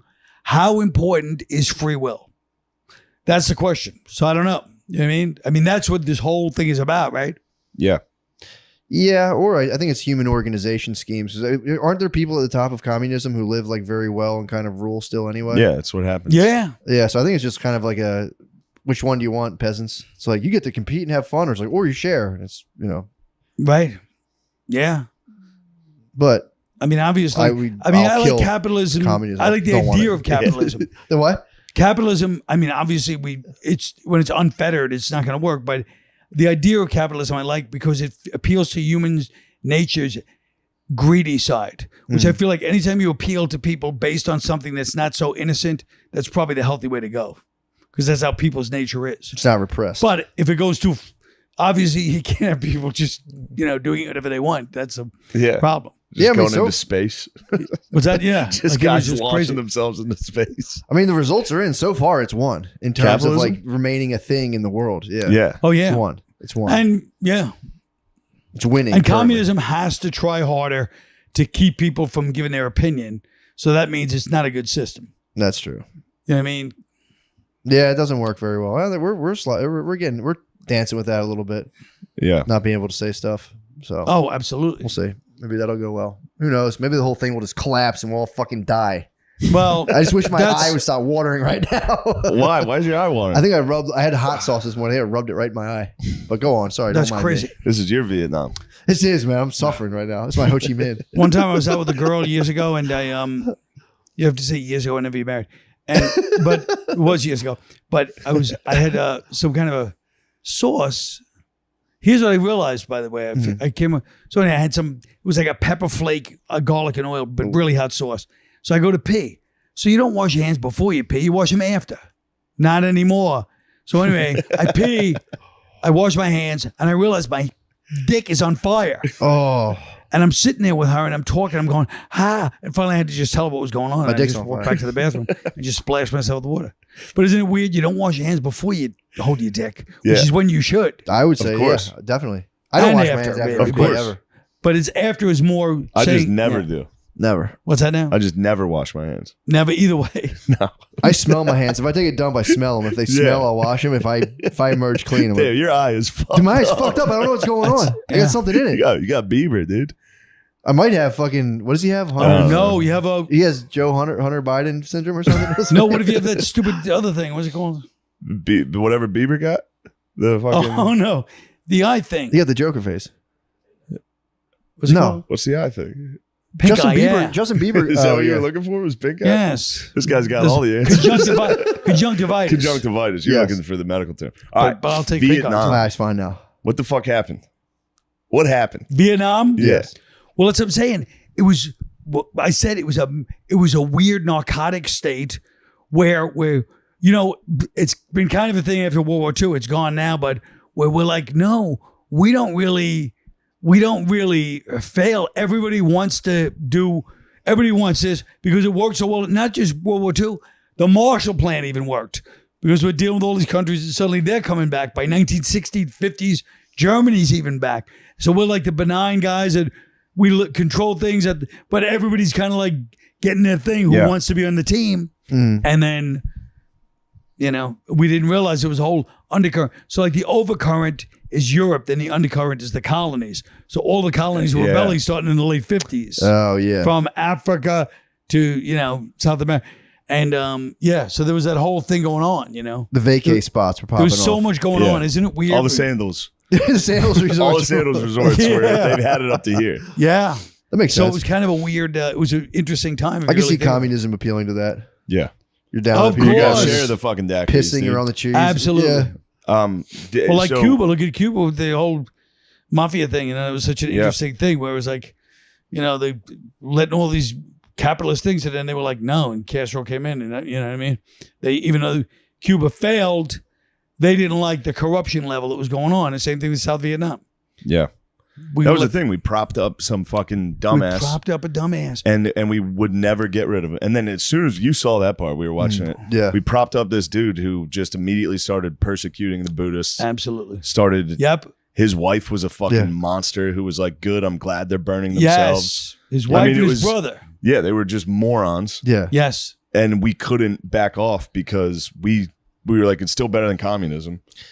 Yep. Yeah. Meanwhile, Ho Chi Minh was kind of fucking cool. Right. He liked us at the beginning. Yeah, He he was wasn't like- totally into this thing. And then Yeah. Yeah. It's tough. It's like but he assistant- became, Yeah, it's like Yeah. assistant manager. Now, energy. did you know a lot of guys that were in Vietnam? I knew a few. Yeah. Yeah. I was a kid doing the whole thing, Yeah. And I remember as a little kid, you'd watch, it was on the news every day at 5 and 6 o'clock, you'd see the footage from Vietnam. So it was like such a part. It wasn't like I was shocked because I wasn't from the generation before that. That was all I knew. I was 7, 8 years old, 9 years old. But I remember seeing footage of Vietnam all the time on TV and the news, and it was just a constant thing. And I remember one time in class, we were talking about Vietnam. This is probably 71, or maybe 70. And the teacher or the kids were going, yeah, Vietnam is bad. And this girl in our class starts screaming and crying because her brother got killed in Vietnam. And so I knew probably 3 guys, older guys, that didn't hang out with me, but I mean, I knew 3 guys that were Marines in Vietnam that got wounded, that came home, and they all had those cliche Marine personalities. I mean, Vietnam vet personality. The army jacket by themselves, the big beards when they're home, heavy drinker, heavy smoker, prone to outbursts, but still good guys. Like they were guys we like, they weren't like people hung out with them and talked to them, but they had that other side to them, partly from being in the war, partly from what they did, partly from what Vietnam did, and partly from their reaction when they came home. It wasn't like you walk around, people weren't going, thank you for your service either, Yikes. That stinks. Yeah, so I knew a few guys, yeah. Yeah, that was the thing we were talking about. O'Connor brought this up. We were talking about last night. He's like, imagine today's fucking college student. Imagine Jesus being Christ. a dude who got drafted Yeah. and had to go live through fucking hell. And then you get home and one of these fuckers throws like a bag of piss at you and is like, baby killer. Fuck you. Like, yeah. Right. Oh my God. That's when I would join the Ohio National Guard and I would head down to Kent State and say, fuck you guys. Yeah, true. That's yeah. But it was interesting that they all did have that personality. Yeah. Even the guys I knew, guy across the street, my friend's brother, was a Vietnam vet that didn't fight. He was a airplane mechanic, and even he was screwed up. Fucked up from it. Yeah. My uncle was a Marine and he never talks about it. Ever. Like literally never talks about it. One night he and I got drunk and he opened up about it. Really? And it was wild. He saw a fucking Chinook get hit and just spun. Dudes flew everywhere. I mean, it was. Now my other uncle was in Vietnam and he is a little more. He's a little more sociopath, like psycho. That's like, I killed a guy. Yeah. And I was like, how was that? And it was just me and him. And he goes, it's fucking incredible. I was like, yo. I told you I knew a guy who was a sniper, and he was saying, he's like, you get addicted to the feeling of killing people. And he's like, and he was a nice dude. He's like, I didn't have like ill will towards people, but he's like, I like would watch people eat dinner, and as soon as they finish, right in the head.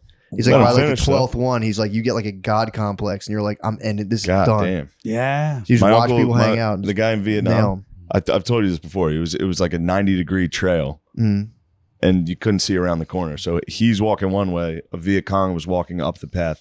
He said they literally bumped into each other in the jungle, and then it was just a race to see who could get who could get their gun out faster, and he got his out. Woo! Jesus Christ! Now don't get. He's still. I mean, and then he got fucked up. He got hit with a rocket propelled grenade, and he blew. His nipples missing, his calves off. Yeah, and he had to lay there because they're in the middle of a firefight. He had to lay there for 3 hours on the jungle floor, like, I'm dead. I'm dying for sure. Yeah. I mean, he's a hero. Yeah. Yeah. Yeah, but I mean, and is it that different from war? Like, my father was in Korea and Korean and war, and he said the most disturbing part was, which is still chilling, that the lieutenants or the officers would nightly bring in the Korean prisoners and beat the living shit out of them, and always like, hey, Brooklyn, you want a piece? And he's like, no, thanks. And it would just like just torture the guys, just beat them for fun. So it was already starting to lose the the glamour of World War II. And then, but Vietnam is a different. Like, I feel like this setup, even though it happened in World War II, it happens in every war. The setup of search and destroy is what fucked them all up. Because here you are, you grow up in the 50s, you're watching these movies, you have a little bit, even if you're not innocent, you know you're capable of, but you're still, and then suddenly you're in the middle of this thing where they go, no, you have to burn all these Hamlets, because like I said, the Hamlet program, the Vietnamese took over the Hamlets. So they go, and the Vietnamese are in there. And whether they are or not, they're in enough where you're like, okay, it's them or me. And so you're torturing all these peasants out of their house, torching their village, burning their fucking. That's like the strategy. How long did they do that for? That's our strategy. How long did they do that The whole for? time. The whole entire The whole from they just went there to burn 1963. villages down. Yeah. From 1963, Jesus Christ. and they said even that's what Morley Safer was. The guy from 60 Minutes. I always thought this fucking annoying guy, But meanwhile, he was a reporter, and he had they filmed in 1965 torching of a Hamlet. 1965, early in the war. And that's when everyone started protesting the Vietnam War, because they watched on TV. They're like, wait, this is like liberating France. What's going on here? It was just all these peasants running in. They're torching the house and shooting the pigs. Like, that was on the national news. Jesus. On the evening news. That's what you were watching? Well, I don't remember that, but I'm saying, but people shocked the whole country. That's when the protest began. Because we were the good guys. We were always the good guys. But we were always the good guys. guys. The news showing it like, check us out. Never like, boo, or like, fuck. No, the news was like, hey, this is crazy. That's because the news was doing their fucking job. True, yeah. And they're like, here's what's actually happening. No, right. They just shot. And Morley Safer had to leave. Like, they were threatening him because they were saying he took it out of context. He didn't, which he probably he took did it too. out of context. Well, I'm saying they weren't saying that they had been getting shot, like Marines had gotten shot from that village. Yeah. Oh, yeah. So I'm saying it wasn't like, it's not just us evil and everybody else is good either. But I mean, no, they were bad. It was a stupid strategy. But see, this is what happened. And it was crazy because the French had just done it before us. Yes. So they did this thing called pacification, where they were like, they tried to do the social set. Like, they were like, we're going to help build your rice paddies up. We're going to give you food. We're going to build schools. And during the day it worked. And then at night the Viet Cong would come in, take the food, take the fucking guns, That's right. hide guns in the villages, hide weapons, hide soldiers. So then during the day they'd come back and they'd just keep getting supplies, and they'd do raids from the villages with the weapons and shit the French gave them. Yeah. And then so the French would come back and be like, we know you're harboring communists. Oh, Jesus. And they would burn the fucking village down. Yeah. And then we did that. We did the exact same thing. And then under the thing of like, we don't want communism to spread, which is funny to be like, we don't want you want to be free, guys. Trust me. And like burning villages down. Like, trust me, this is better. And I think we did the same thing kind of in Afghanistan, right? In Iraq, where it would be like, we're going to give you guys money, work with us. And then the Taliban comes in at night and is like, puts a gun to their head and is like, Well, you work that's with us. yeah. I mean, That's the whole problem with everything, right? Yeah. If you go to some, if the cops go to a neighborhood bar, the only analogy I ever use and everything is a neighborhood bar. And but if they go to a neighborhood bar and go, listen, we want you guys to do a couple of troublemakers in here, and the troublemakers are in there, or they're outside waiting for these guys to leave. yeah. They're not there. They're only going to be there part. They know you're going. Yeah. You're not there to stay forever. So it Yeah. always ends up screwing you. Yeah, and if we don't kill them at night, they're gonna come get fucking beheaded. Well, by isn't the that what happened in communists. Vietnam? I Yeah. mean, once they took over, Exactly. they Cambodia, all that stuff, they just destroyed. Yeah.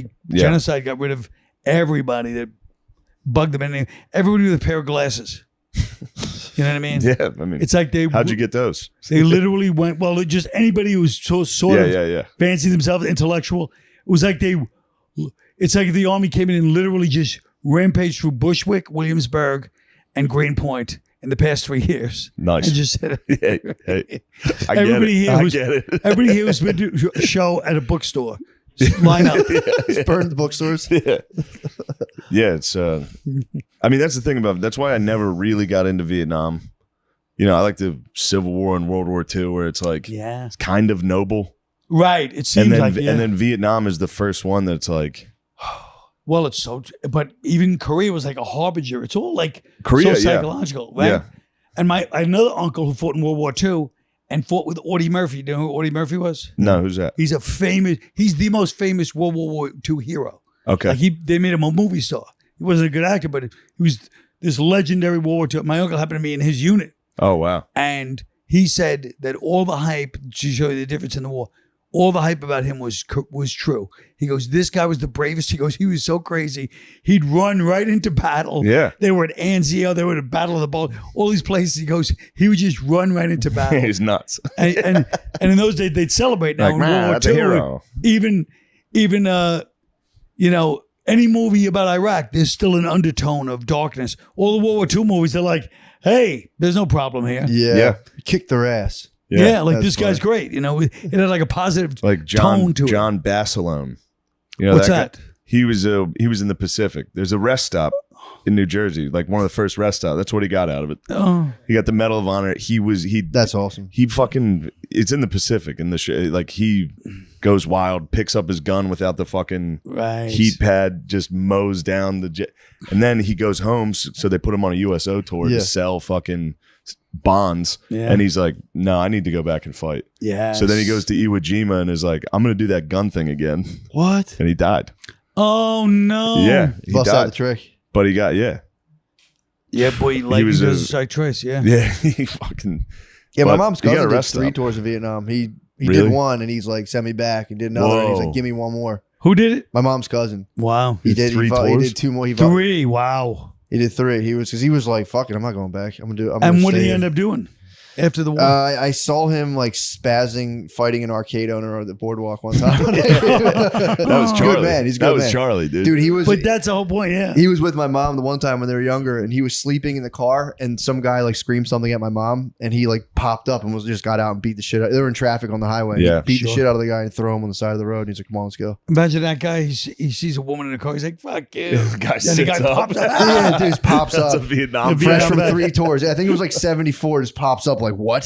Can you imagine 3 tours? I mean, I mean, 2 tours is crazy, but at least you feel like during the second tour, the guy's like, fuck, what did I say yesterday? Yeah, But if you go for 3, that means you're like in all the way. Yeah. that's when I told the guy, the dude I was talking to, was my ex-father-in-law. I was talking to him. I was telling him about my mom's cousin. He's like, "Oh, that guy just likes killing people."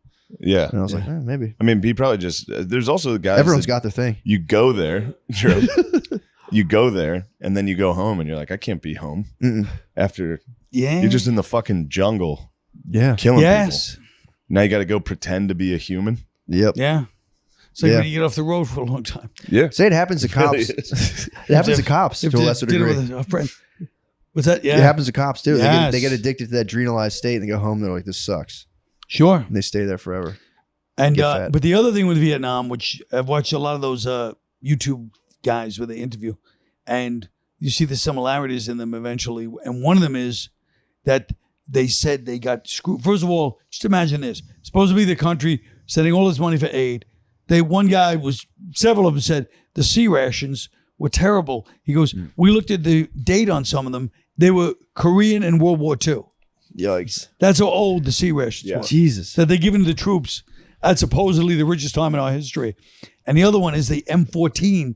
They said the M16 got more guys killed when they switched to the M16 because Westmoreland wanted, or one of these guys it was like a vanity project.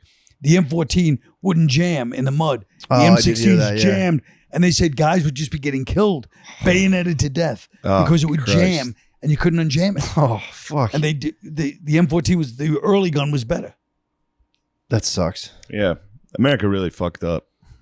I don't like it. But yeah, The whole thing was bums just me out. Yeah, And then each president had an opportunity to fucking end it. yeah, that's right. And they all just keep fucking dragging it out. But that's what I mean. That's what I'm saying about that state. Kennedy, Yeah. He was close to ending it. he was, but he Yeah. wasn't. Well, they You know what I mean? made Like- sure he didn't. And they said, and this guy Van was talking to Henry Cabot Lodge, who was the ambassador, all the guys who were close to Kennedy. And it was just one of those things where it's like, just at the last minute, it's like any other decision you've seen in any power person, where you're like, everybody has this logical argument, and then they go, no, I think this is better. Yeah. And you're like, what? Why? You don't even give us a reason. And he never give us a reason. There was there any kind of economic advantage that like was clear? I don't think so. Really? They didn't I don't even think like there was make any- any. Yeah, I guess there was No. nothing really there. I mean, there was Babes, rubber. No, there was babes. rubber. Babes. Yeah. All the shit that was there was gone when we left. True. Yeah. Rubber, coconuts, all the rice. It was all gone. I mean, we fucking killed it. Damn, that sucks. I mean, Agent Orange. I mean, when you think about it, Yeah, I forgot about that. Agent Orange killing all the people. They said their levels of whatever dioxin were 3 times anybody else by the time we left, and all the troops. I mean, doing it to your own troops is just crazy. I mean, that's the height of like immorality. You know, it's just yeah. the guys that are there fighting, and you're just like, yeah, well, you know, it's like, no, they're the ones you have to really try to be a little more careful with. The opposite of what you're doing. It was really a weird situation, you know. Also, the French were using napalm too. They were before us. Yeah, they were. We did everything they did. Sounds like a French the word. exact Napalm. same thing. Yeah, Yeah. you know what that is? Yeah, that Napalm fucking just was gel. Yeah, isn't it like petroleum gel and they light it on fire and you Yeah. spread it if you like touch it. You put don't water have on to it. light on fire. It just goes on your body. It burns. Yeesh. And water makes it worse, right? Because if you take a Yes, grease fire, put water on right. it, gets worse. Yeah, it stinks. And I mean, but France really wanted Vietnam, so Well, They they had loved them it. before that. Yeah, they wanted it back. I mean, they had it, they lost it. They're like, I think we can get this back. they want their baby back. Started But spreading what some is- fire on people. Yeah. What is it Cool. about Vietnam that's so? Because we apparently wanted it too. We went in there in the mid-50s and we couldn't leave. You ever go to a party and you're like, I gotta leave. This party's over. Oh yeah, And it's like, it's and like you know what? Yeah, gotta I guess get I will up. do some coke. You're saying I it was guess 2 I will a.m. It live was 2 here. And you a.m. in end up going, Vietnam. if only I had left at 11 o'clock like I planned to. That's Vietnam. This probably is just a psychological thing. It's like you want to be the best general. You start losing. You're like, fuck. We got Yeah. this. We got this. And it's like, no. We should have this. Hear me out. This is my passion project. Yeah. This is my baby. Yeah. I mean, that's the other thing. Everybody was just about, you know, the military, like their job is to get more money for the military. Mhm. How can you get more money if you're not in a war? You know? So how did what do you like? How's this thing progress? What do you? Yeah. How does it end? What's going on? Vietnam? Yeah. I mean, it ended when we left. It was the most, it was really, they're lucky it was the mid 70s. It was like 75. That famous rooftop Yeah, thing. Saigon. Yeah, They're lucky because by then everybody was it was like the age of apathy when I was a teenager. People were just into drugs, you know, dancing, and you know, it was just a very hedonistic time. People were done with all the protesting that happened in the 60s. People were done by the 70s. You know what I mean? And they're just like, yeah. And so when people left, there wasn't even outrage. It was like, oh, that was awkward. that was a bomber. That was Damn. just people were just like, whoa. Yeah. It just Coke and looked so bad. disco. Yeah. And you feel bad for all the Fuck it. people that you know, all the Yikes. Vietnamese that were still helping us by the end were fucked. Yeah, like that They got famous killed. that helicopter on the roof. The helicopter on the That roof. picture. That's a long line. Yeah. And that's the last chopper. That's right. Those boys Last are shot. staying, and that's That's a right. fucking negative time. Yeah. Oh yeah. When that they- chopper takes off and you're like next in line, like fuck. I've Should've had got that. here I've had a 5 similar minutes experience. earlier. I was at Longwood Gardens waiting for a shuttle to like go see the shuttles. Like I was like You the got last big guy. guy. I had to wait like 15 more minutes. I was like, Yeah. motherfucker. Yeah, Yeah, I my know eye, I that. don't know what happened. It settled down. It's better now. No, it's not. That's not tearing. The damage is done. I mean, that's the thing. The power shift immediately. Yeah. And all the people, like when you think about the people right now in your life that you were like, fuck you. And then if suddenly they're in power, they go, where is this son of a bitch? Astoria? Where does he live again? Yeah. And then, you just hope they, Well, accidentally mistake you for Mike Feeney and kill him. yeah, but what's it like? So you grew up watching Vietnam, and Yeah. then what was it like for you to see like the Iraq War and all? Because the older I get, the more I'm like, I already saw this before. I believed that there were weapons of mass destruction. They got you too. They got me. I believed it all the way. I said, there's got to be weapons of mass destruction. It wouldn't be this, they wouldn't be going to this extreme after Vietnam. They wouldn't be if it our wasn't leaders. true. Oh. They're not going to be fooled twice. Wouldn't be this diabolical. I said they can't be that stupid, or diabolical. Either way, I said there's no way there's not weapons of mass destruction. And there wasn't. I mean, I was a kid. Me and the Senate believed this. Yeah, you and Hillary Clinton. All of us, yeah. I was Only a few didn't. I was a kid, and it was 2003. Yeah. So I was fresh off 9/11. I was an 8th grade fucking patriot. I had a bone dude. to pay. Yeah. I was pretty yeah. much a troop. At Yeah, this they point. had you. They had you. 4 years later, I'd be going to West Point. Yeah, they had you. I was ready, Yeah. but yeah, warmed Vietnam, my or seat up. Iraq, I was pumped. I was watching the. You remember when you I like the watched the fact that he news? thinks you get into West Point. That's a hard school to get into. I got in. He was in. You did? Yeah. Yeah. Wow, I'm I very went. impressed. You did? Yeah, well, I quit right away, but I went. Oh, that's impressive. Yeah, What do you have to get on your fucking SATs to get into a place I like played that? football. That helped. Oh. Yeah, they got me in for that. Yeah. I got like an 11 something on my SATs. Yeah, Nothing. it's It's a Better little than me, but it's not that good. little above average. Yeah. Yeah. That's Yeah. that's potential. I 1100. got 1030. I was 1100. For football, that's a fucking 1600. Yeah, I got true. 1030. In my defense, I did take them on THC. That's pretty tight, actually. They used to have hits THC of pills, or you THC. smoking weed? Pills back then. Yeah, that was in the 70s. THC we had pills. THC What? pills. Yeah, dude. I People thought that just was snort 'em and fucking shit. new age bullshit. No, Nah, dude. All that shit we took, it wasn't probably as powerful, but it was Yeah. real. I heard the THC pills are powerful as fuck. Now? No, I'll the give you an ones idea. back then. Oh. Well, because angel dust was sometimes sprinkled in. But I'll tell you what, You'd be first time like, I "All right, took, this is going to chill me out. to give you an idea of how if THC was powerful, the first time I took it, I was on the corner of my block and I had to walk back to my house because I was like, it's probably a couple of 100 yards, from the corner. I had to walk by putting my hands against the wall Oh, shit. like this the whole way. That's how scared I was. No, that's I was you like had, this. dude, you had way more than THC. No, I'm That's telling you, 'cause they THC. didn't know. They would make pills and they would be like 2,000 milligrams. They didn't know anything. Yes. It was people in the 1950s. I remember them. like, They were pink, small squad. I still remember them. yeah, it was just pure THC. I would hear about this all the time. And they would take these pure THC pills, and it was probably like 2,000 milligrams. And no one had any idea what was coming. No one had those like one time I took an edible at the airport Yeah, stories. true. It was just you grew up in the 60s, and all of a sudden you're on 2,000 milligrams of weed. Well, and you're like, those people really, at least by the 70s, it was more. Yeah, those people, they would dose the punch. Like people, you didn't even want to Yeah, take. yeah. You were there for a fucking glass of wine and a joint, and suddenly you're tripping on this giant. That was the crazy Yeah. times of the 60s. that was the acid too. Same People thing. ended up. Look, people end up. You still see a few acid casualties from those days. Yeah. Well, the government would do experiments, and they'd be like, "We'll give them what would be like 800 hits of acid." And they'd be like, "Yeah, this stuff fucks people up." It's like, well, you gave them Yeah, 9 million No, times. people would volunteer for that shit. I would have if I was a teenager back then. I know I would have. Yeah, that'd have been tight. I would have been happy as hell. Yeah, that was a weird. That must have been. I mean, I'm talking like I was there. I just hear from. I used to sell weed to people, and they were like, anytime the dude was like 60 now, they'd be like, "You should have seen the THC." But they would always get the. There was that. There was the ludes that were kicking around. The ludes were good and bad, but I mean THC was something very specific. Like ludes were around for years. Your guys' drugs stunk. It was dust, THC pills. Angel and dust was the ludes. worst. You guys would have loved Molly. Probably, yeah. Ecstasy would have been Yeah. nice. You guys would have enjoyed Well, that. we used to take was methadone was different forms back then. Like in the 60s, I think it was a DMT or whatever it was. But Yes, by the it's- 70s, we would take crystal meth, which sounds more dangerous than it was. It wasn't as powerful as meth, but it wasn't Really? meth. No, we used to take it all the time, crystal meth. It's probably But Adderall. it was not. It was definitely child's play Yeah. compared to what meth was. Yeah. Oh, you guys were just like taking them. Yeah. Uppers, Quaaludes, Uppers. dust. Taking some Dust, crystal meth. dust is nice. That's a good. Angel dust I never took, thank God. I smoked it on accident. Bad, What? right? Bad. They was fucked up. People got addicted to it. I can't imagine how. I knew a guy. You know them. They always are. They have an eye like this all the time. Whenever someone does dust a lot, they always like twitch real Oh, hard. fuck. I know But a the- dude that was going like I think 20 miles an hour on a motorcycle on 95. You know what's interesting? He got in trouble.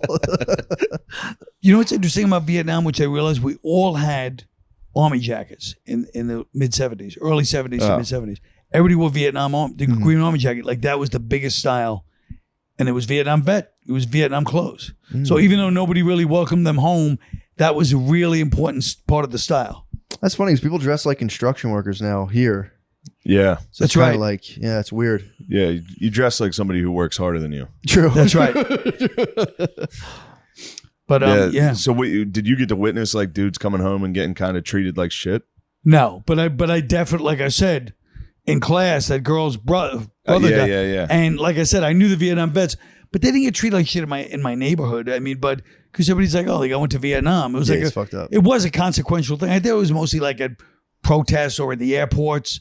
But I mean, in general, Was it looked at as kind of like a shame? Like you went to no, in not a Vietnam. shame.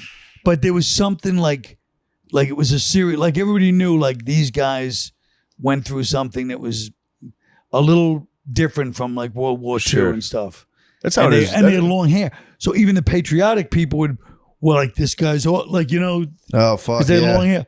But they were, you know, they were great guys. I mean, Yeah. some of them were really Yeah. great guys, you know. Like That's they weren't kinda- that fucked up, but they get wasted at night. But everybody, in those days, it was different. Like they weren't like, oh, that guy drinks because he's a Vietnam vet. People were getting fucked up all the time. Yeah. Everybody was smoking weed. Everybody had long hair. Everybody had army jackets. And everybody was just kind of insane. So it was a Sounds bit- awesome. Yeah. It was kind of awesome. So there was something different, at least around then at that time, you know. I need to bring it back. But Bring it back. I need to get way more militant in my weed smoking. Army jacket. I'm Yeah. fucking up right now. It's funny to be fucked up and smoking weed. Like, It is, yeah. be like, yeah, I'm just dark. You're military. I need to be like, It is weird that our biology rejects burning villages on some level. Yeah. You know, if you do it, it fucks you up. it's tough coming back. Fucks oh up your my mind. God. But I mean, the tragedy is that that was literally the strategy that they Yeah. were told to do. Yeah. So what does that do to you? You're listening to the people that, you don't make those decisions. It's a chain of command. Yeah. And they're saying burn the villages. You can't really half-ass it, really. It's Oh like my set, God. like, I one read thing on I read fire. a horrible book. It was just guys that had done atrocities in Vietnam. It was just an oral history Ugh. from guys that have done things in Vietnam. And I'll tell you, I remember one quote somebody said, you'll never be surprised. You're going to be shocked. Some guy was talking to some other reporter or somebody who was going over there and he goes, you're going to be shocked at the cruelty of a 19-year-old American boy. Like, and what they'll be capable of by the time they leave.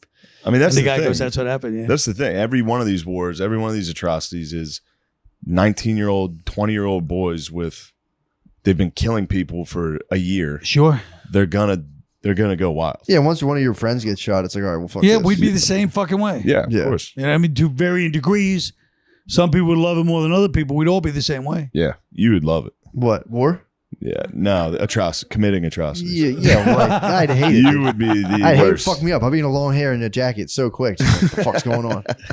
Yeah, I don't know. That would be. I mean, you know, because there's like, I think they just gas you up enough to get you over there, and then it's like your friend gets shot. Or you and get then it's fucking just like, drafted, dude. true. Yeah. Think of that. You Forgot get about fucking that. drafted Yeah. into that. You're just Yeah, you're in college. Like, even the guys who Yeah. just were like, I decided to drop out for one semester. They go, the minute I dropped out, they got me. Like, they were watching people Yeah. to make sure the minute they got him, they're like, get that fucking guy.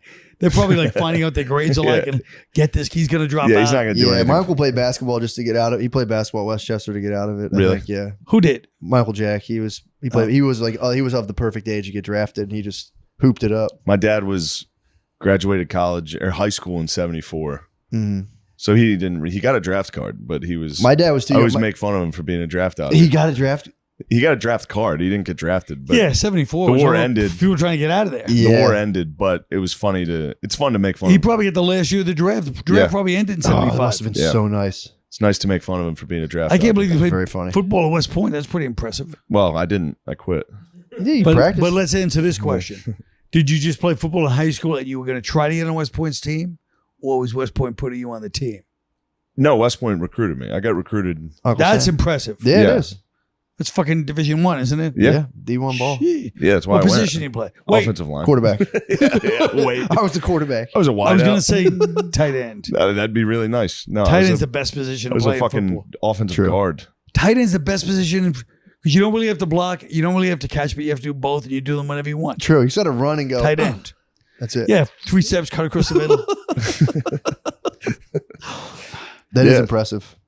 It's It is impressive. D1 ball. Yeah, you Fucking guys should have seen D1. me You should crying. have gone to Penn State. Didn't you grow up near Penn State? Yeah, I wasn't good enough for that. No, they're fucking Those monsters. guys are fucking. Yeah. They're monsters. There's a difference. Yeah, In they were another- Division 1. There's a huge jump from Sure. Army to You just have to play Navy. a major program. You would have been yeah. in a war, though.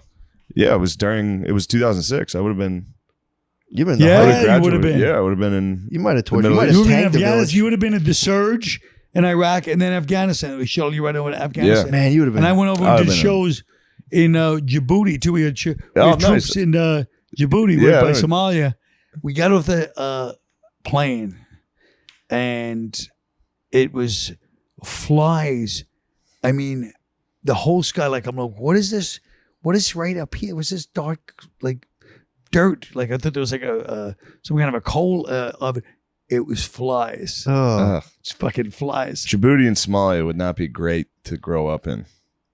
No. Djibouti stinks. Somalia would be pretty Yeah. good. Did you ever read the It really Ion does Hershey? stink. Island? Literally. Fucking Djibouti? yeah, it's a I rough mean, it's place. such a funny place. You know what the capital of Djibouti is? What? Djibouti. Really? Yeah. Djibouti? Yeah. Pretty tight. Just thought that's nice. Where But is yeah. Djibouti? It's on the Horn Where's of Djibouti? Africa. But that's what they said about Vietnam. By They the said Middle you East. get Is off it the really? plane and it stunk. That was the first thing Oh, they noticed. fuck. They said it's the hottest place on the planet and it stinks. smelled. Yeah. The minute you got off, that was the first thing everybody noticed. Djibouti stinks. No, At no, least- Vietnam. At least Oh, Vietnam stinks. Sorry, I thought you said. I didn't know. I know what you're doing, Matt. No, that's what I thought you were talking about. We got good movies and music out of it though. Oh, Vietnam? Out of Vietnam. was that really Vietnam, though? Yeah, the birds. There's enough suffering and bullshit that good stuff came out of it. I'm saying, but most of those most Oh yeah, it came after, obviously. or before, or but it wasn't really directly related to it. You know, ABBA. what's that? ABBA Yeah, came ABBA out came after. out 'cause Came of out Vietnam. I'm after. saying all the good music was used in the Vietnam movies, Yeah. but it wasn't True. necessarily because of Vietnam. Ah. Yeah. By the way, I did a show, a 9/11 Wounded Warrior thing last summer, and in the middle of it, John Fogerty, speaking of one of the famous Vietnam soundtrack guys, you know, Creedence Clearwater, Yeah. he gets on in the middle of the show. Everybody's tired, by himself basically, which is a little band, and sounds and looks exactly like he looked from the old days, and destroys the place. Wow. Damn. It was really so impressive to see, and he was a real Vietnam soundtrack guy. You know, Yeah. every Vietnam movie's got a like Creedence Clearwater Yeah. song. They'd be nothing without Vietnam. Creedence Clearwater. Yeah. Yeah, that was- Well, they wouldn't have made they wouldn't have been bad. They wouldn't have lasted that long. You're right. True. But it's also because he had a lot of rain songs and a lot of apocalyptic songs. I think that helped. Like, for example, like, have you ever seen? right. Right. Well, that song, Have You Ever Seen Rain? Like, I was like, oh, that must be about Vietnam because it's about this whole clash. It must be about the end of the world. It's about him and his brother fighting and then breaking up his band. So this is what I mean. I Yeah, want it to be yeah. about Vietnam. yeah. He's got an argument with his brother. Yeah. Wasn't that the guy who got sued for using copying his own music when he did CCR?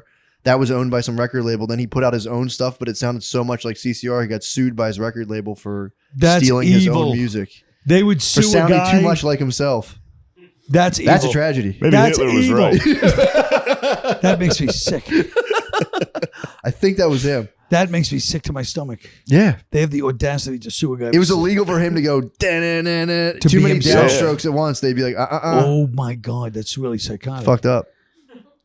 Yeah. In the 80s too, he needed. He Well, I'll probably tell you needed one of fire the it back greatest up. scenes in. You ever see that Beach Boys movie where his father goes, "Well, I sold the rights," and that guy, you know, what's that actor's name? He's really good. The young guy that played Brian Wilson, and so I don't think I saw a Beach Boys movie. it's pretty good. I mean, it's not that great, but he's this Rock? guy's so good. He's that actor. He's always in many things, but he just is sick. He looked sick. Yeah. When his father goes, I says, you know, the Beach Boys' father was like a real dick. Beach Boys, another one.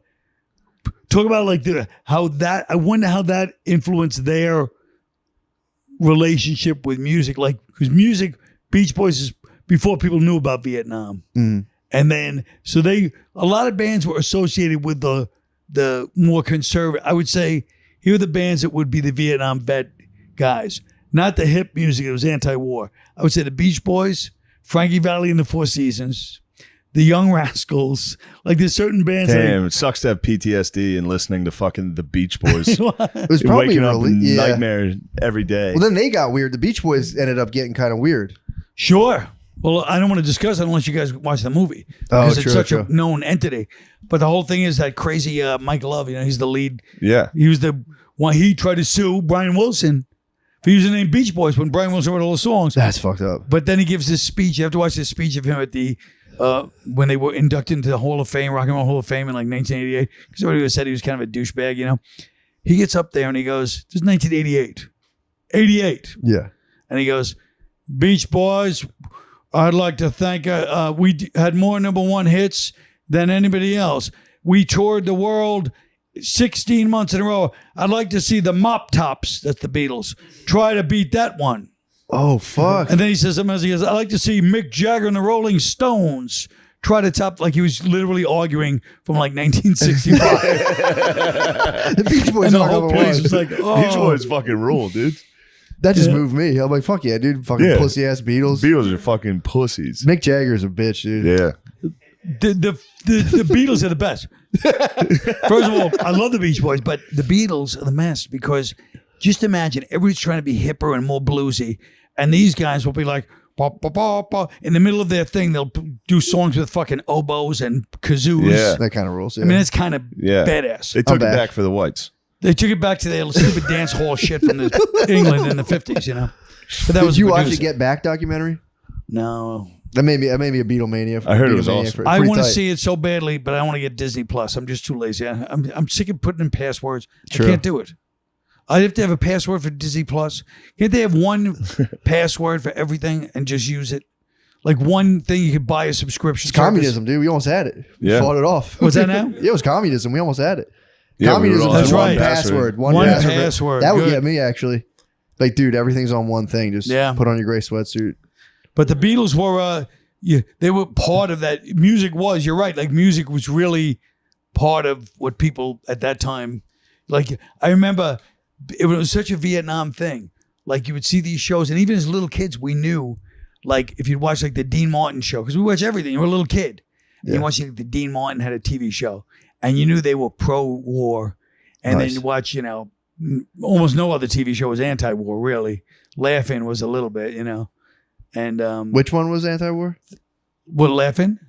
Yeah, I'm saying like all these shows on TV. So they Yeah. have these old people, and you'd think, even though we're like 7 years old, we're like those are the squares. Like, you know what I mean? They were Yeah. like pro-war, and then you see So it like was young, cool. It was cool to be anti-war when you were young. Sure. Yeah. Oh yeah. No, that was like the hip thing.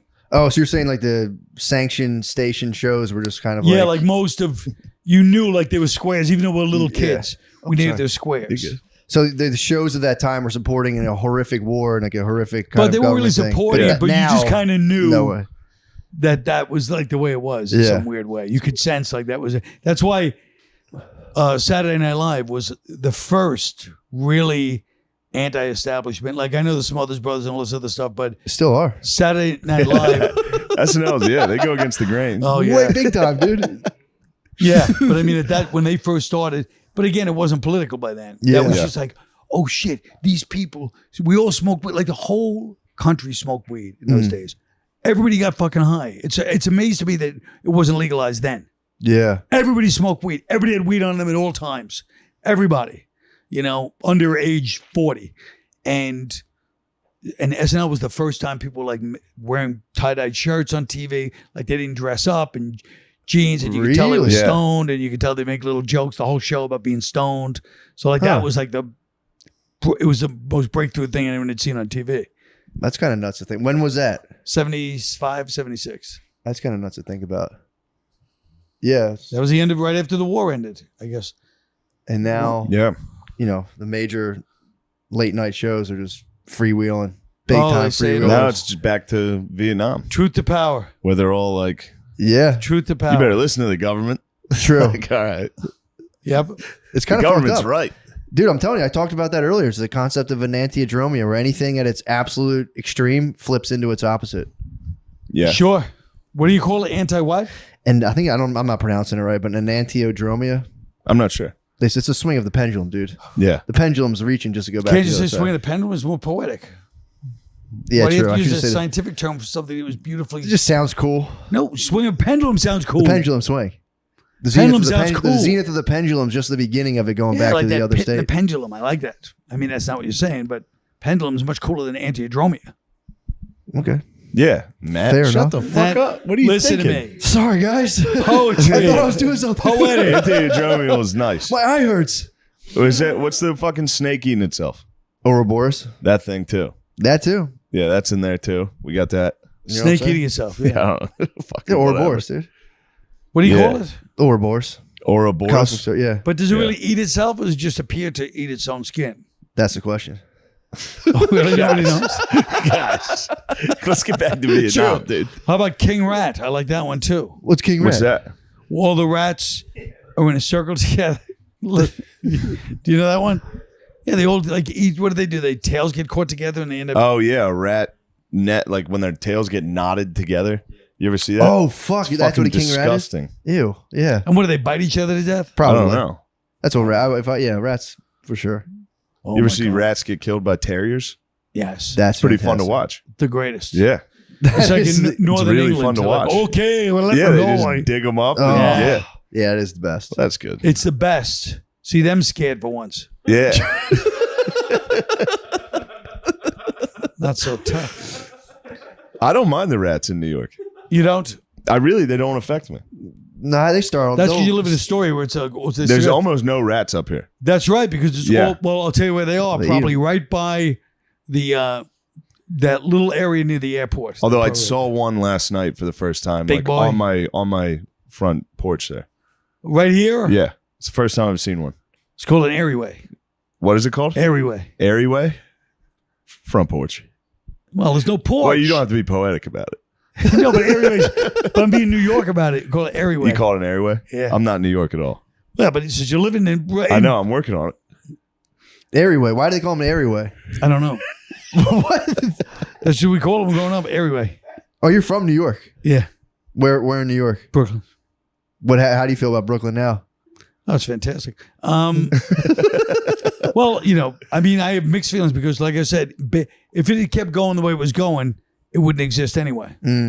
True. Obviously now this. That's an antiodromia. I was gonna say it's either way. Yeah. The extreme now is the other thing. Mobsters and white pussies. Antiodromia. I'm starting to like antiodromia now. Hell yeah.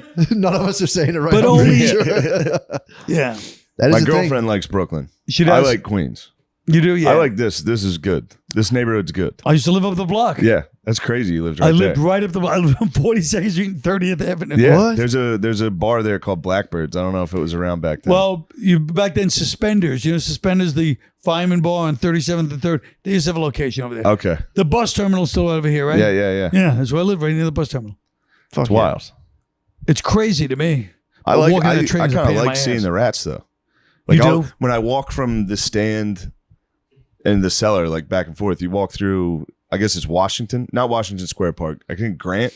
What park's right by the You stand? talk about like by Irving Union Place? Square. Union Square. I'm an idiot. Yeah.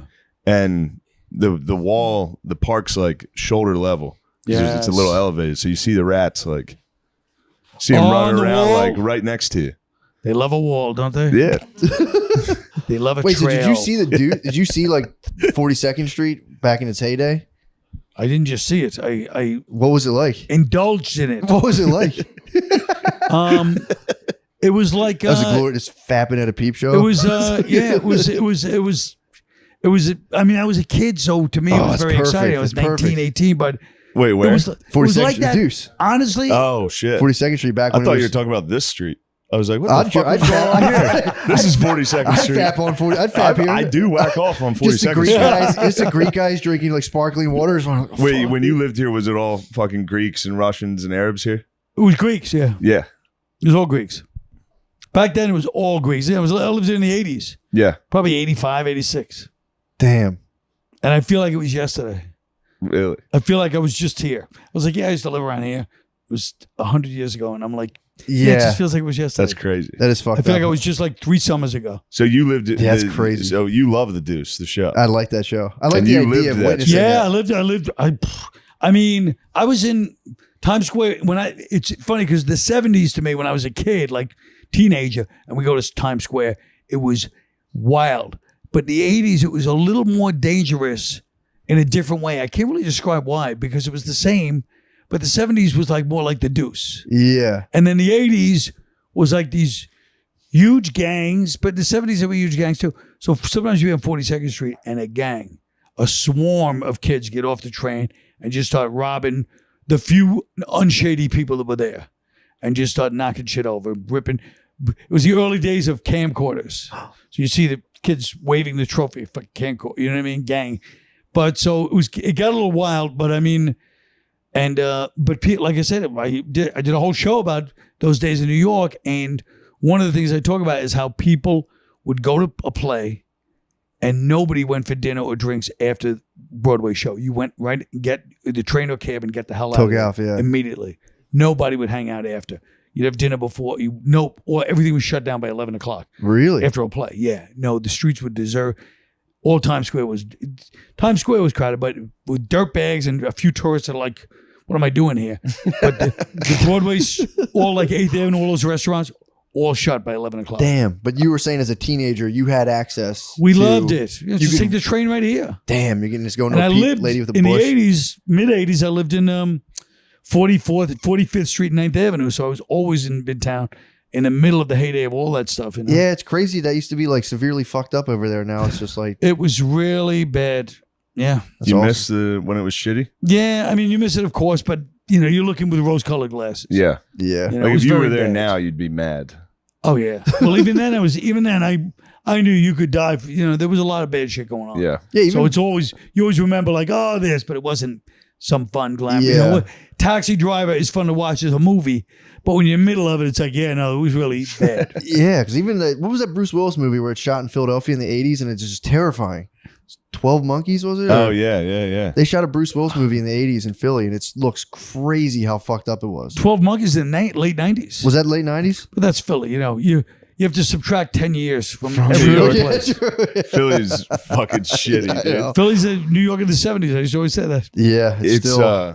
I was talking to Laura outside, yeah. and I go, oh, you're from Philly? I like Philly. She goes, yeah, it's screwed up now. You should. the people from there. I can't stop talking about it. I've talked about it. We Kensington. were just down, dude. Kensington Avenue in Philadelphia Yes. is fucking crazy. I know. I've never seen anything like it. It's like the It's Bowery. truly a national disaster. It's a national. It looks It's like a zombie major- apocalypse. It was it's- zombie apocalypse. We were filming our sketch show down there last 2 weeks ago, and I would just drive after every shoot. It'd be like 1 or 2 in the morning, so I would drive up and down Kensington Ave, and I've never, dude, people injecting into their necks, into open fucking wounds on their legs and terrible. shit. It's terrible. Yeah, Well, apparently- somebody should do something. It's tough. They're But saying. isn't it interesting? Like what? This is the problem with democracy. You can't just do something. Yeah, You have to make sure everybody's on board. Everybody understands. Even the people you want to stop have to be on board. yeah. That's the problem with democracy. yeah. Yeah, but if it was communism, Well, I'd say they'd be up communism. against the wall. I was saying fascism, Yeah, monarchy, yeah. theocracy, True. I like a nice We do theocracy. need to fucking Timocracy. get a nice theocracy. What's a timocracy? aristocracy. What's a timocracy? That's a good question. I think it's a combination of, it's one of those old like Plato things, where they have timocracy. Yeah. And I think it's a combination. Well, we'll have to look up. I don't want to say that anymore. I think it's a combination of what citizens,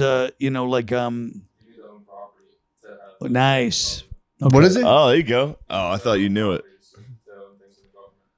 Okay. I You think need to own property to do things in the government. a timocracy. All right, fair enough. So like a limited aristocracy. I All right. like it. I wouldn't mind that a little bit, maybe. Homeowner. Not bragging. I'm a homeowner. Taking my dad and friend from back home and brother-in-law to the Yankees game tonight. You are? Yeah, I'm excited. We got great. the front row seats from the boss over there. Steinbrenner? Yeah, SNL. Are you Oh, really? Yeah. bringing yeah. a glove? I might catch a foul ball behind the net. Gloves. Thankfully, last time Don't be the dickhead that doesn't give it to a kid. Last time I sat behind home plate, I was drinking a little, and then anytime a foul ball comes back, it's terrifying. Yeah. There's a net, but it's going 100 miles an hour Jesus right at you. Christ. And I was so drunk that it flew and hit, and like 10 seconds later, I was like, it was a very embarrassing moment. One time I was drunk at it was the Yankee game. This is 100 years ago. This guy, Toby Harrow, was playing for the Rangers, I think. And I kept saying, Toby, hey, did they think about giving you a boy's name? Toby? And so my whole section's laughing, right? They're like, ha, ha, ha. Toby, the game was a blowout, whatever it was. I forget who was winning. It's just some shitty game. And he starts lining it towards where we're sitting. No. And the whole crowd turned on me. He's like, you son of a bitch, if I hit with that ball, we're going to kill you. The wise ass. That was back before they had fucking nets up, right? Yeah, no, People my must have been God. getting, dude, And he people getting hit with fucking he lined bats. like 3 in a row, and people like when he's up to bat. Like he went out of his way to just try to hit this That's loudmouth. incredible. Holy fuck. By the way, those loudmouths are my least favorite thing. Oh, the worst. We're It the worst. bothers me so fucking. The worst. They're timeless. These Yes. dudes that go to Yeah, baseball yeah. games are from the 60s. Yes. Yeah. I don't know how they're still making these dudes. Dude, it's Yeah. before internet These comments. white guys that go down and Yeah. sit on the third base line and are like, And they have Alec, just yelling at a guy and they at have third. the projection of an opera singer. They really of a trained do. singer. You can see the player he can hear it. Yeah. He's getting insulted. Yes. They'll be like, Yeah. you can watch a Yes. guy shake it off. Dude, girl's Yes. name would fuck It's me up. fucking crazy. Girl's It's name crazy. would have got Girl's me. name is Girl's brutal. name would have got me. It's such a great mocking voice too. Yeah. I had a friend that was really good. I mean, I was a loudmouth, but I didn't go out that often. But my friend, he had the best voice. and it's Just always that tone where it's like, cut through yes. He It's cut just- through everybody. Yeah. And he was just people get so mad at You see him. that Yankees Indians game? No. The fucking outfield jumped into the. I mean, they were up on the wall, like I trying think it to was, yeah. fight the fucking Fans. bleacher creatures. Oh, yeah. that's so Oh, funny. Well, it's so Yeah. funny to work your whole life and be like, I'm finally a pro, and there's just some dude, some mailman fucking waiting for idiot, you. some drunk mailman. Pussy. Yes. Well, it's the same in comedy. Only the problem in comedy, which people don't talk about, is that sometimes usually the drunk is your fan. Oh, always. They came to see you. And then you got And to then kick they're them like, out. hey, and you got to kick them out. I know, and it Yeah. hurts me. That's the worst. But you know what? What are you going to do? It makes me sad. It's Yeah. pathetic. When somebody but has it to happened to me leave. 2 weeks ago. Yeah, it happens constantly. And the guy's like, he's my favorite comic. Yeah. I had a Yeah. guy in North Carolina. I had to kick him out. He was yelling the whole time. He's yelling shit from the podcast. Yeah, and you asked Yes. And you got to be like, all right, please, you got to head out. That was the 5th strike. Yeah. He's ruined the entire show at this point. Yeah. Him and his girlfriend leave. He starts resisting in the doorway. That's the He's best. grabbing the door. It's the best. He's like, yeah, this because is he's gonna work. realizing this is my one thing I'm looking forward to all month. Yeah. And then he goes outside to kick him out. I watch him sneak back in. Yes. And walk. He didn't like sneak through the back. He walked to the front of the stage to get back to his seat. And I was like, because the lights are on, you can't really see. I was like, there's no way this is that guy again. And back like, in. the whole crowd You was like, should it's do- him. And they had the security You swarmed him should again. you should get his phone number and put him on a podcast. He was good. No, put him on and say, listen, I want to talk to you when you're sober. You can represent a whole new shit. Be breakthrough. like, how'd you feel about that? You can break through a whole new thing. How much did it cost you? And how did you feel about coming to see your buddy, Shane, and trying to ruin my fucking show? Yeah, but I don't want to. It'd be like naming a school shooter on the news. True. I don't know if I want to give him the publicity. No, but you're not treating him nicely. You're saying, look, you're Yeah. representing all the assholes every comedian's dealt with. Yeah, it's not a bad Nah, idea. they helped the show. They did. They're always like, dude, I What? helped. They were just laughing. True. Oh, we're not allowed to laugh. Yes. They always say the same shit. Oh, in front of the comedy club, they're talking to me. I can't talk back. It's like, no, not like that. Yeah, and I'm not talking to you. Yes. Yeah. I'm talking. We And actually, you're drunk, so you're like, he's talking to me. did you ever have a guy leave by his own He's volition? talking straight to me. Did you ever have a guy and the leave only by his time own we're talking volition? to you is to go, be quiet. Yeah. Then they Not think a that's chance. crowd work. Not a that chance. Hey, could Yeah. you be quiet? Oh, he's trying to talk to me. Now we're to doing shut our you act. up. Now we're doing the act I dreamed about, where me and him become friends after the show. Yes. True. Yeah, I think you should definitely get the guy Get one of because those guys it on? really is disturbing. Well, I don't know, but I mean, it could be the worst idea of all time. It probably is, but it's just disturbing because when you think about how many of these people are fans. Yeah. Because people think of hecklers as people trying to ruin your show. Sometimes. But I'd say 80% of the time they're fans. They're that drunk. very rarely For happens. Once you have fans, it rarely happens where somebody's heckling you to ruin the show. No. When they're you usually don't have sitting fans, there, the people that hate you are sitting there quietly. yeah, when you don't can have see 'em, you don't fans, even pay it's an attention. entire room of people who hate you. Yeah. Because they don't know what you're going to say. And Yeah. they're up there saying wild shit. And there's somebody that's like, hey, asshole, shut the fuck up. That's Yeah. right. And people are like, yeah. Yeah. That's when you got a heckler. Yeah. Or when they get you with a good one and the crowd laughs. Yeah. You're like, fuck, that I always was funny. give it up. I always give it up. I'm like, damn, Oh, that's for good. sure. But I feel like when they get called out, they go like, all right, I'm gonna turn this around. They keep doubling down. They're like, I'm gonna do it. I'm finally like, you gotta Yes. get out. And they're like, no, I'm not gonna leave. Dude, there was a guy in Brea this weekend, front row. And Brea's a huge room. It's like 500, 600 Yeah. seats. He's in the front. And anytime the crowd was laughing or I had like a good joke, he would go, Shane. And he did it from the start. And I was like, bro, please stop. He kept fucking going. His buddy's sitting across from him like, stop, dude, stop. And he would stop himself and then forget. And like 2 minutes later be like, Shane.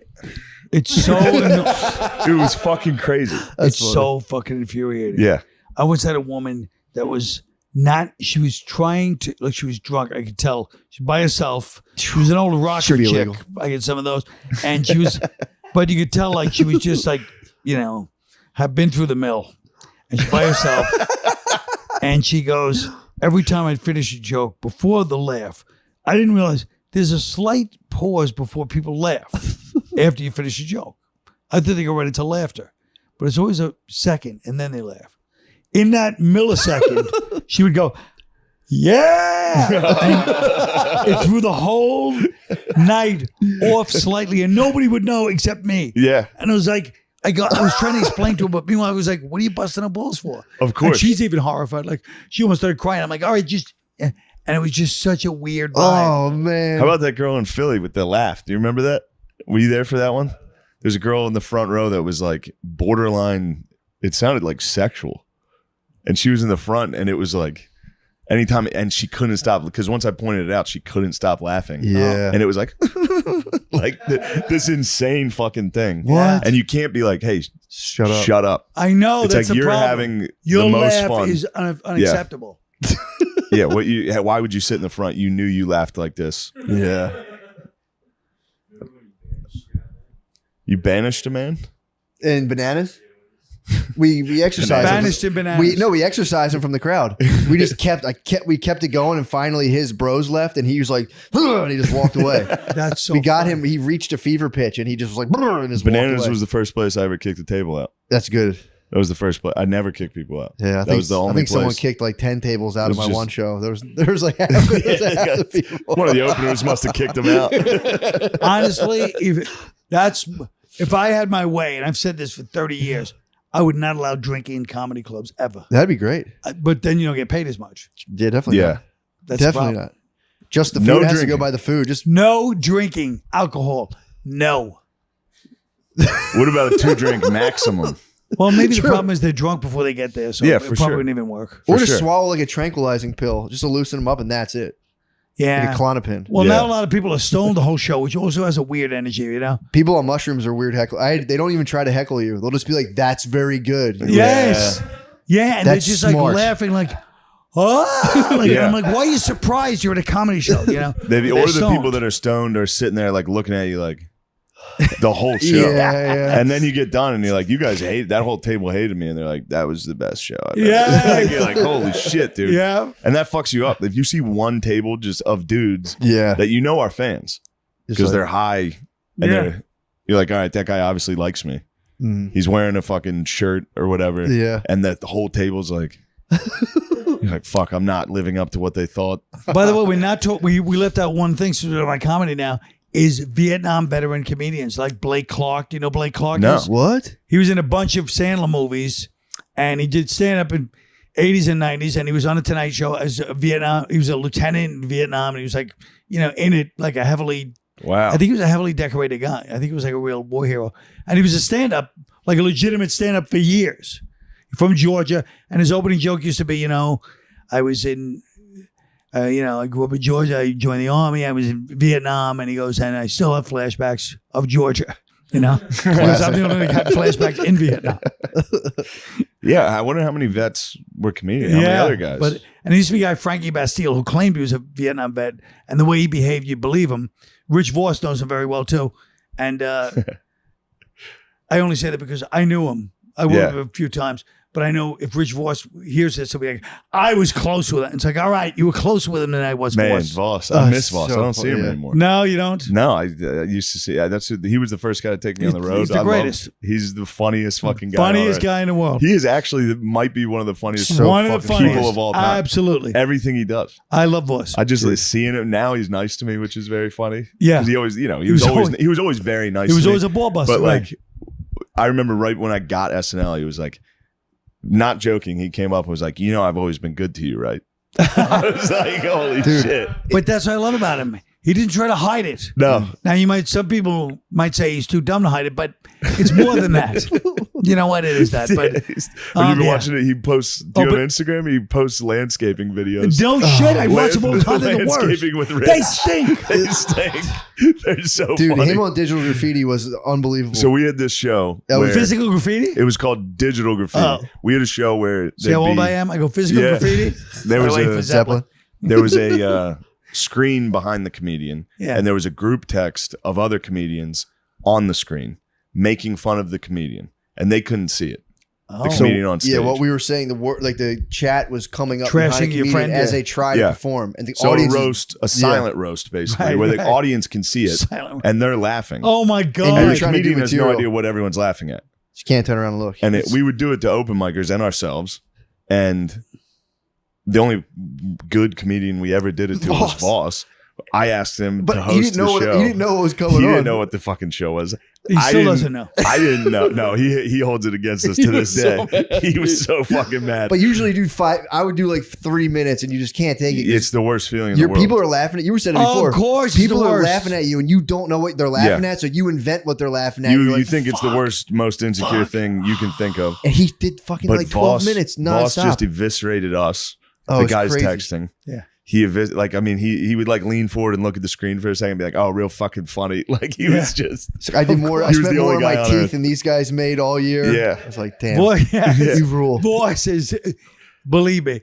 Even when we used to do Opie and Anthony, people would be trashing Voice. there's compilations of you versus Voss on Yeah, YouTube, yeah. and they're some of my favorite things in the world to fucking listen to. Because Voice, you'll be attacking him, and it's almost like people almost feel bad. Everyone's ganging up on him. And then he slowly Yeah, he starts swinging counterpunching. back. And he just starts going after everybody's jugular. And it's so funny. And his spirit is like, you take me down, you fucking not without a fight. And it's so great. He's the only one who made it through. He was the only person to stand that Yeah. and go through it. It was unbelievable. Yeah, of to see. course. Well, that's because he was doing fucking. He's used to that. True. That's nothing to him. Nothing. That was crazy. But yeah, I would look very at all the mean stuff, Vietnam though. comedians. That would be kind of interesting, huh? Oh, but this guy, Frankie Bastille, that's what I was saying. Yeah. So Frankie Bastille, he was said he's a Vietnam vet. I'm pretty sure he was, but he had a black heart tattoo over his heart. And he's like he was like a Jersey Bill Hicks. Like he would just go up and be like, man, let me tell you people something. And the only reason I think he was a Vietnam vet because one time I went on and bombed, and he goes on after me. He's the headliner of some one-nighter, and he goes, do you think I fought in Vietnam so you dumb fucks could not like this guy? You fucking asshole. And he just like eviscerated the crowd. I know, I loved him for it. But I mean, Damn. Truly a hero. yeah, he was great. And I thought we almost, and we did a couple of gigs together. We did a couple of gigs together, but he was one of those guys that, just seemed like a Vietnam guy, And he did say it on stage, so I'm assuming he was. He was a school bus driver that was a Vietnam guy. Really? And he was fired. He would get fucking fired. That's a up. good He'd bus start driver, Screaming yeah. at people. That's a good bus driver. Yeah. That is a good bus driver. Guy who's seen some things. For sure. All right, we should wrap this Yeah, let's up. do it. All right, guys. Hey, Dude, thanks for doing this. thank you very Sure. much for coming and Appreciate doing you. this. No, pleasure. This was awesome. Great. Yeah. Hell All yeah. right. Adios.